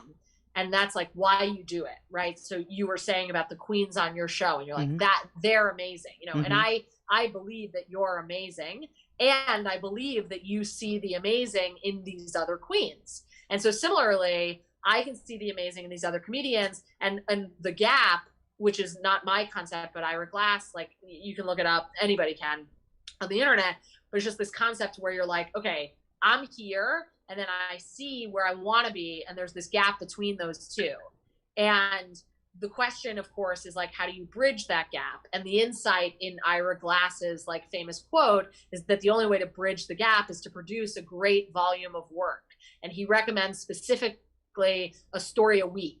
And whatever that means to you as an artist, like if it's like a set or, you know, whatever a story a week means to you, I think it's fair to say that like that would be his advice. And the idea is basically that the only way is through, and the only way that you can like bridge that gap between what your taste that got you into the game in the first place and where you're at any moment that you can recognize that gap is to just make more stuff. And so I wonder if like down the road, I don't know if it's a year, 3 years, 5 years, 10 years, whatever, I'll look back and I'll be like, you know, whatever I was doing for law firms, it wasn't so different from what ended up working on Netflix or on my, you know, HBO show or whatever. It doesn't, I don't know, like it was all the same. I just thought that it was more segmented than it was. And I didn't trust myself. I didn't trust audiences yet, whatever it is. I just have a sense that that may be true. Well, a lot has to do with perspective, right? Like you get to a point where you can look back and you can see it with knowledge that you have now that you didn't have then. Yeah. And so I think with time, kind of like looking back at when, like I explained how you start drag, your perspective is one place, and then you look back with a new perspective, and you're like, oh, not what I thought it was. Right. So and it works positively too, you know. And I think you said another thing that was very true about stand up, which is you said that you hadn't yet figured out how to do that joke or that bit. Yeah. And sometimes it takes, and you're farther ahead than I am, so I'm not telling you as much as I'm telling the audience. But sometimes it takes, like, you'll have something and you know there's something there. You just haven't figured out yet how to deliver it and tie it together. So. Yeah. Yeah. This is amazing. I'm going to have to pee soon, just because I do. So, oh, no, we'll wrap up. We're almost done. Okay. Yeah. I didn't want to be rude. No, you're not. Really... You're not. I was going to run my 2 legalese questions by you, and then I have rapid fire. Please. And you can go as fast through the rapid fire, and you can skip. Okay. Okay, great. So these are because I love when I have, because having been married to a lawyer, I love when I have lawyers in the audience, because I'm like, oh, cool. We can shorthand because you know the thing. Like I know some things you know, and so I'll seem smarter. Right. So my favorite thing to do is to mention that, like, as the host, I'll be the attractive nuisance for the night. And nobody gets it but lawyers. Oh yeah. And then the other thing I love to do is I wear this key, and I'm in front of a green screen, so I'm not sure if it's coming through, but it's a key, and it's dipped in green paint. And people always ask me like, "Oh, Suzette, what's the key for?" And like when I'm not around lawyers, I have to say something super lame, like, "Oh, it's to my heart." But when I am around lawyers, I'm like, "It's the key to Greenacre." Duh. Yes. And like next to Blackacre. Yeah, and then they get it, and I'm like, oh, there's an easement to go from Blackacre to Greenacre. You just have to. Of course there is. Yeah, right. Of course there's an easement, and like only lawyers can. Nobody else. Everyone else looks at me like I'm crazy. Okay, so Liz Glazer, are you ready for rapid fire? Yeah. Okay, and the pressure's on because you have to pee. So, putting on a bra, do you clasp in the front and spin it around, or do you clasp it in back with unnatural arms? sports bras 100% of the time. Valid answer. How high is too high for high heels? At all. Okay. Although not on my drag night. Fair. But I don't wear heels. I don't wear heels. How high will you go on your drag night? As high as anybody wants me to. Well, I'll go like, I'll do stilts. I don't give a fuck. But daring. like normal, no heels. Okay. Favorite LGBTQ activist? Sylvia Rivera. Favorite item on the gay agenda? I feel like there's like a RuPaul answer with a pun that I'm not getting. But items on the gay agenda, sleeping with me. But no, like I think that you know, trans youth, that's a really like important item on the gay agenda. That's always been something that, you know, strikes me. No, that's a great answer. With that question, sometimes I get joke answers like glitter, gay drinking. Sometimes I get really deep, thoughtful answers. You gave one of each, so like, kudos. Thank you. Which do you think COVID-19 pandemic has affected more, the straight dating scene or the gay dating scene? Wow. I don't know. Like, I guess. Because I don't know who would be like among, I guess probably straight or probably gay rather, because I feel like more gay people are liberal, more liberal people cared about protecting themselves from COVID. If we're just, you know, sheer numbersing it. And so probably there were more careful gays. Very analytical answer. I should have asked this much earlier, but what's your Venmo in case anyone wants to tip you? Oh, sure. At Liz-Glazer. So that's at Liz-Glazer. Okay. And thank you for asking. Oh, absolutely. I should have asked you much earlier in the day because your name is it's fine. below you on the feed right now, so they can just figure it out. That's so nice. Your Instagram is there as well. Thank you. Let's see. If you were performing tonight, what would your walk-up song be? Oh my God. I'm Alive by Celine Dion. I need to make a note about a diva theme show to talk to you about later. 1 second. Diva theme show, because we talked about that. Okay, back to the questions. Favorite recurring show to perform in? Like stand-up show? Oh, you mean other than yours? Well, I'll take that as an answer. That's fine. Yeah. Okay. Favorite venue to perform in? Great question. I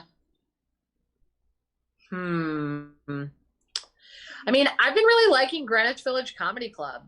That's a place that has really welcomed me since I came back to New York. And so I've been performing there a bunch and I feel very grateful to. And I want to say one in LA because I spent a lot of time as a comedian in LA. And I love the basement of the Hollywood Hotel. I'll take on anyone about it. I think it's great. And I really I feel like I found elements of my voice in that basement. And so it's really close to my heart. I love that answer. What is the funniest thing an audience member has ever said to you after a show? After? I mean, I used to do this joke a bunch about how bad a prostitute I would be. It's basically just like a joke with a premise of like, because my mother, when I quit teaching, my mom was like, what are you going to do to make money? And I was like, well, I could prostitute, like just to be annoying. And she was like, oh yeah, I'm sure you could. And then we kind of like got into it. And I like, and I don't mean to say prostitute as opposed to sex worker. Like, I just don't think that there'd be any sex in the work. Cause I think I'd be like if someone would come at me as a prostitute or a sex worker, I'd be like, do you actually want to have sex? Like, couldn't we just like go to your house? We'll talk all night. We'll like start a podcast, whatever. Like, that's the kind that I would be, like an artisanal prostitute, just like a very particular experience. And so I used to do a joke that was that, which is based on a real conversation I had with my mother. And somebody like came up to me after the show and was just like, so that prostitute bit, and was just, I think, trying to proposition me, which wasn't the reason that I stopped doing the bit, although it helped. You were being solicited for your artisanal prostitution. I think so. Yeah. I was just like he's like, what kind of guys? And I'm like, just you. And I don't want to do this conversation. I've said before on this show, 3 oldest professions in the world, lawyers, prostitutes, and stand-up comedians. Yes. What is your favorite, and again, you can pass on these, but what's your favorite sex position? Oh, just missionary. I'm the most boring. What's your favorite position to imagine straight people having sex in? Like masturbating. I don't imagine straight people having sex. No, fair. A lot of people don't. Yeah. That aren't straight. Yeah. But, sometimes like, you get a the wacky first answer. Thought, right. Like the first thought is just my parents. That's what I think. And then I'm like, never mind. In my own thought. And so I think the only straight people I would imagine having sex are straight people who happen to be masturbating. That is a position. What is your favorite thing about the existence of brunch? And we're almost done. So Everything. Brunch is, you know what brunch is? We can bring it back to something we talked about at the beginning, which is brunch is something that I feel like, similar to how you invented GPS and I invented Debtors Anonymous, that I'm like, everything that's amazing about a meal is in brunch for me. I love eggs, and I love how they like take kind of like dinner foods and make them breakfast foods at brunch. Like, just everything about it is my ideal kind of eating. There's like salty and sweet, and people like are fine mixing them at brunch. There's also coffee with the meal. So I don't have a thing to edit about the idea of brunch. I think it's perfect. And a drag brunch is even better than perfect. It is. Do you cook or bake? You know, I cook, and then I baked with Robbie Sandler because I baked a pizza because he taught me how. And I had never baked anything successfully in my life, but he's so talented in general and at explaining how to bake. Because I honestly, like, I had like tried to make cookies in my life and they looked like an oil spill. You know, just absolutely disastrous. But then I was able to make pizza. I made it right before Passover, thanks to Robbie. That's fantastic. And Robbie's been on the show, and we have a strong connection with Who Wrote This Shit, which will be on tomorrow. Yeah, tomorrow at 6 p.m. Pacific, 9 p.m. Eastern on WWTS Live. And we'll kick that on the way out just for people. Yeah. DC or Marvel? Oh, my God, I have no idea. Like, that's fair. I guess. My mom once pronounced Marvel, which makes me laugh so much. And so I'll just choose based on that. So Marvel. There is a character in Marvel lore named Captain Marvel, but his actual name, he's an alien. His actual name is Marvel. So she was a little bit precognizant. Nice. Yeah. I'll tell her. If someone's buying us drinks at the bar after the show, what are we drinking? Seltzer. Okay. Or Tazo wild sweet orange tea. I'm sober. It's so boring. No. I mean, that's what we're drinking, and I'm in. Yeah. Those are better. If you had said whiskey, I'm out. Tequila, I'm out. Well, whiskey, I'm in. Tequila, I'm out. But tea and seltzer, I'm in. Yeah, I love tea and I love seltzer. Toilet paper, over or under? Oh, I wish I had more of an opinion about this. I always think about it, and I'm like, what is my way? Like, people get so agitated about one way or the other, and I'm just like, what if I'm just fine? Like, sometimes the most controversial opinion is to be like, what if neither matters? So your toilet paper verse. I would say. What? I said your toilet paper verse. Yeah, I think I am. Okay. That does make me uncomfortable, so we'll move on. Who's your favorite comic? Well, I said Mike Birbiglia. I love Joan Rivers. Oh, here's a good one. Robbie Hoffman. Robbie Hoffman is the funniest person in the world. Okay. People should look him up if they are unaware of him. Yes. She identifies as she and they. She. Sorry. No. It's like, she's so funny. Okay. She is funny, Robbie Hoffman. Yes. Do you have a favorite drag queen? Well, you're a drag princess, so I can't say you. And Chelsea Piers. Okay. Do you have a favorite drag king? I don't know drag kings. Oh, I don't know if Murray Hill is a drag king He is. now. Is that correct? Mm-hmm. Yeah. He is. Yes. Murray Hill. I do love Murray Hill. I don't know Murray Hill personally. My brother does. He's not his bodyguard yet. I don't know. Maybe he is, but they know each other. No, that's fantastic because Murray Hill is on my list of like dream bookings, and I got one in today. So I'll have to just try to get Murray Hill next. Maybe if we're doing special guests for all of June for Pride, so maybe I'll reach out to Murray Hill and drop Victor's name. I don't know. Yeah, I don't know how well they know each other, but it's some level. I'll drop Falcor's name because everyone should know Falcor. Yeah.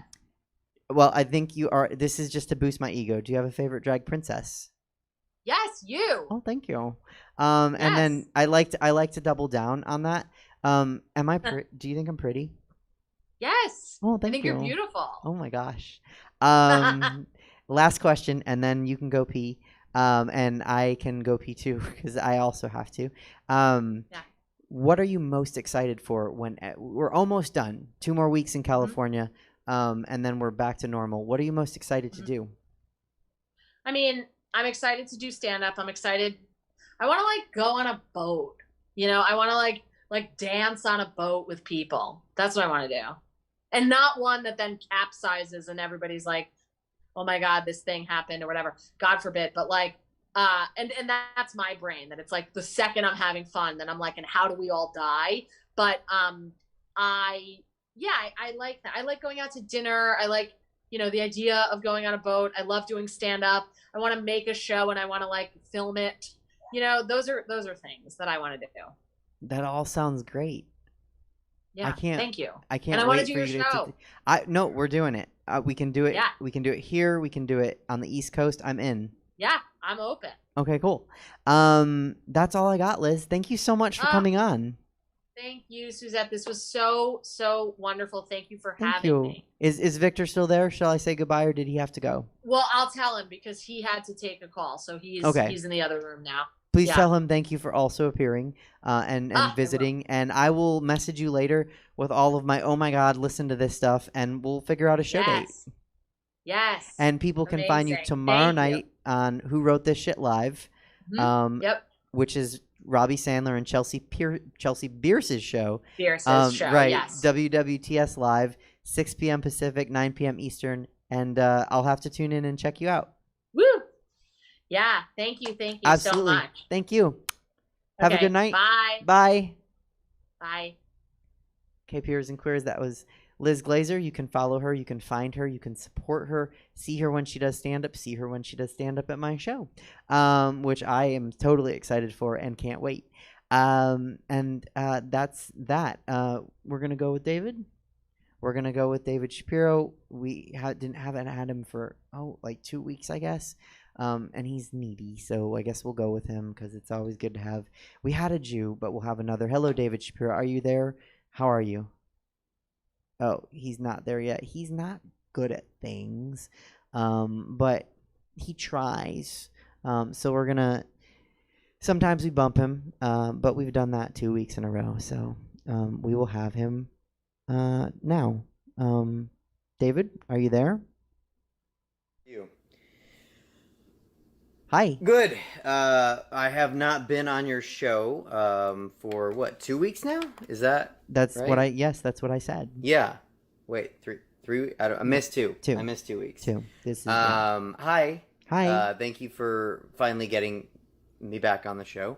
Oh, you're welcome. How was your show at Punchline last week? It was phenomenal. I was just talking with Liz about it. Apparently, you weren't watching. Very cool. Oh, very cool. Okay. I would like to be in it one day as a comedian who tells jokes. Well, I'm not a comedian, but as an actor who's trying to be a comedian, I would love to be in your show one day if that's ever possible. Would you entertain that? But would you No. think about it? No. would you think about it if I was exactly what you needed to make the lineup perfect? Yes, Okay, in that well, very I'll take narrow that. scenario, yes. Can we talk about my Chicago White Sox for a moment? Could we? Sure. Okay. As you know, baseball season is happening. And you yourself, fan of the Pittsburgh Pirates, right? Yes. Right. From Pittsburgh. I don't like Tony La Russa, the grandmotherly-looking manager for the White Sox. We've talked about him. I've talked about him on your show before. I don't like him. He was pulled over. I think I may have mentioned this. He was pulled over by Arizona Highway Patrol, and he was drunk, really drunk, and instead of just being a normal person and just being like, well, you got me, which me and Dave has done. I watch your show enough to know that me and Dave has done that. He said to let him go because he was a Hall of Fame baseball person, brother. Like, he said, brother to the officer. Like, he calls people brother. Like, who says brother? Like, with it full, I don't even call my brother. Like, I call him my brother, but I don't call him my brother. You know? Unless he said, like, brother, and then, like, if he did, then the online article that I read should have typed it out that way, right? Or the police officer should have said it. Because, like, there is a difference between, like, oh, you're my brother, and, like, you're my brother. Like, but I'm thinking that Tony La Russa, who looks like a grandmother, who doesn't like anyone that's not white, he's racist. Also, he's, like, classist. I'm guessing that he probably said, like, brother. Like, I'm a Hall of Fame baseball person, brother. And what is a Hall of Fame baseball person? Like, is that... It's very inclusionist of him. So he's not sexist, I guess. He's just racist and classist. But he's not sexist because he's a Hall of Fame baseball person. Acknowledging that you can be any gender or person and work in baseball. So I guess we hate him in this column. And in this column, he is a person and not a Hall of Fame baseball guy. Or man, or dude, or what he should have said was manager. Because Tony La Russa as a player, no, not a Hall of Famer. Tony La Russa as a manager, I don't actually think he should be a Hall of Famer. I don't know. We all knew Mark McGwire was cheating.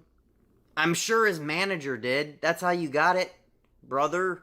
Like, that's how you became a Hall of Fame baseball person, was because you supervised some dude juicing the fuck up. So, like, he had, like, back knee on top of back knee. He had pimple knee on back knee. Like, come on, man. That's not... He should not be in the Hall of Fame. He just shouldn't. He shouldn't. And I've been advised by my brother to stop there of saying things about Tony La Russa. And but here's the I hope he look I don't think that Jerry Reinsdorf, the owner of the Chicago White Sox, and I'm sorry, everyone is probably checked out of your show at this point, I don't know, but the owner of the Chicago White Sox, my Chicago White Sox, they're not actually mine, that I just like, I'm renting space and liking the team since 1983, right? But the actual owner of the Chicago White Sox is Jerry Reinsdorf, who was a friend of my great uncle, so familial connection. If he watches this show, if Jerry Reinsdorf watches this show, please fire Tony La Russa, please, for me, for my father, for my brother, for my mother, for all White Sox fans. No one wants Tony La Russa. No one. And renaming, I'll get to that in a second. Anyway, the players also don't want Tony La Russa. This is a really good team, and he's a really bad manager. Like, he's really bad. Like, how so? He doesn't know the rules. What? And people are watching, and they're probably like, you're making that up, David. No. Actually, baseball went with a whole bunch of new rules this year, like, rules that I disagree with, personally, for the COVID season that we're in, right? Yeah. I don't like the rules, but if I was the manager of the Chicago White Sox or any Major League Baseball team, I would learn the new rules so I could manage with those rules instead of just ignoring them and pretending like they didn't exist. That's not how you be a good manager, by ignoring rules that are there. Not good grammar. You need to know the rules of the game. Mm-hmm. Or have someone on your staff, like a rule guy. Name him like Sam. Name him. I mean, you can call him Sam. He probably has a name. You can call him Sam if you want. Sam the rule guy, right? And he's like, oh, nope, actually there's a new rule because of COVID this year. We're going to have to do it like this. Like starting a guy on second base in extra innings. I think that's a rule. Here's the thing. I don't know because it's a dumb rule. And I, David Shapiro, am not the manager of the Chicago White Sox. Therefore, I do not hold myself to the same standard that I would hold the manager of the Chicago White Sox to. Who should it be? I'm glad you asked. It should be Ozzie Guillen, the greatest manager in Chicago White Sox history. Yes, that's correct. You're biased. Who should also be a Hall of Fame baseball person. Yeah. But as a manager, now, granted, Ozzie Guillen was a phenomenal player. My favorite of all time. I will just acknowledge my bias. But as a manager, he is the greatest that we've ever had on the south side of Chicago. And he should be the manager. And I hope Jerry Reinsdorf is watching. And I hope that this moves him to fire Tony La Russa and hire Ozzie Guillen. Because this is a really good team. And this team could win the World Series. And I personally need that. Because last time the team won the World Series, a girl fell in love with me. And my life started going down a really good trajectory. So, weirdly, personally, I would appreciate it if this team could also win the World Series. Because in years the White Sox win the World Series, good things happen to me. So, I've only fallen in love with the girl once and married her. And it happened to really heat up in 2005 when they won the World Series. Which major news outlets don't even remember they won the World Series, but they did. We have a ring on the south side of Chicago. It's fantastic. This has been 8 minutes of me talking about my baseball team, and probably killing your viewership. I'm so sorry, Suzette. Tony La Russa got to go. And on the way out, the papers, I know, because the Chicago papers are good, they'll say, like, goodbye, brother. Like, I would be so happy. Okay, thank you, Suzette. You're welcome. For letting me soliloquy. You did. We should watch a baseball game together sometime. I'm trying to be nicer to you. People think that the animosity between us is real. It's not. It's fake. I appreciate you. You appreciate me. I do. Your hair does look better since Liz was helping you out. And, I'm not even mad that when you have other Jewish guests on the show that you always say that I'm not your favorite Jewish guest anymore. Because that's okay. I didn't even say it today. It was implied. You're not my favorite Italian on the show, usually. So, okay, we're even. Fair. We like each other. That's all I got. And take care, okay? Have a good night. You too, David. I'll talk to you later. Okay, have a good night. Be safe. Bye. That's the show, everybody. Thank you to Clifton Ellison. Thank you to David Shapiro, but mostly thank you to Jesse. Thank you to Liz Glazer. You can see her tomorrow night. We miss Chelsea tonight. Love you, Chelsea. Miss you. You're one of my favorite people also. You can catch Liz and Chelsea tomorrow on Who Wrote This Shit Live, 6 p.m. Pacific, 9 p.m. Eastern, WWTS Live. We'll be back on the Suzette Veneti Show next week at 5:03 on June 6th. Big things planned for June, so check in and see you then. Thanks for tuning in. Bye.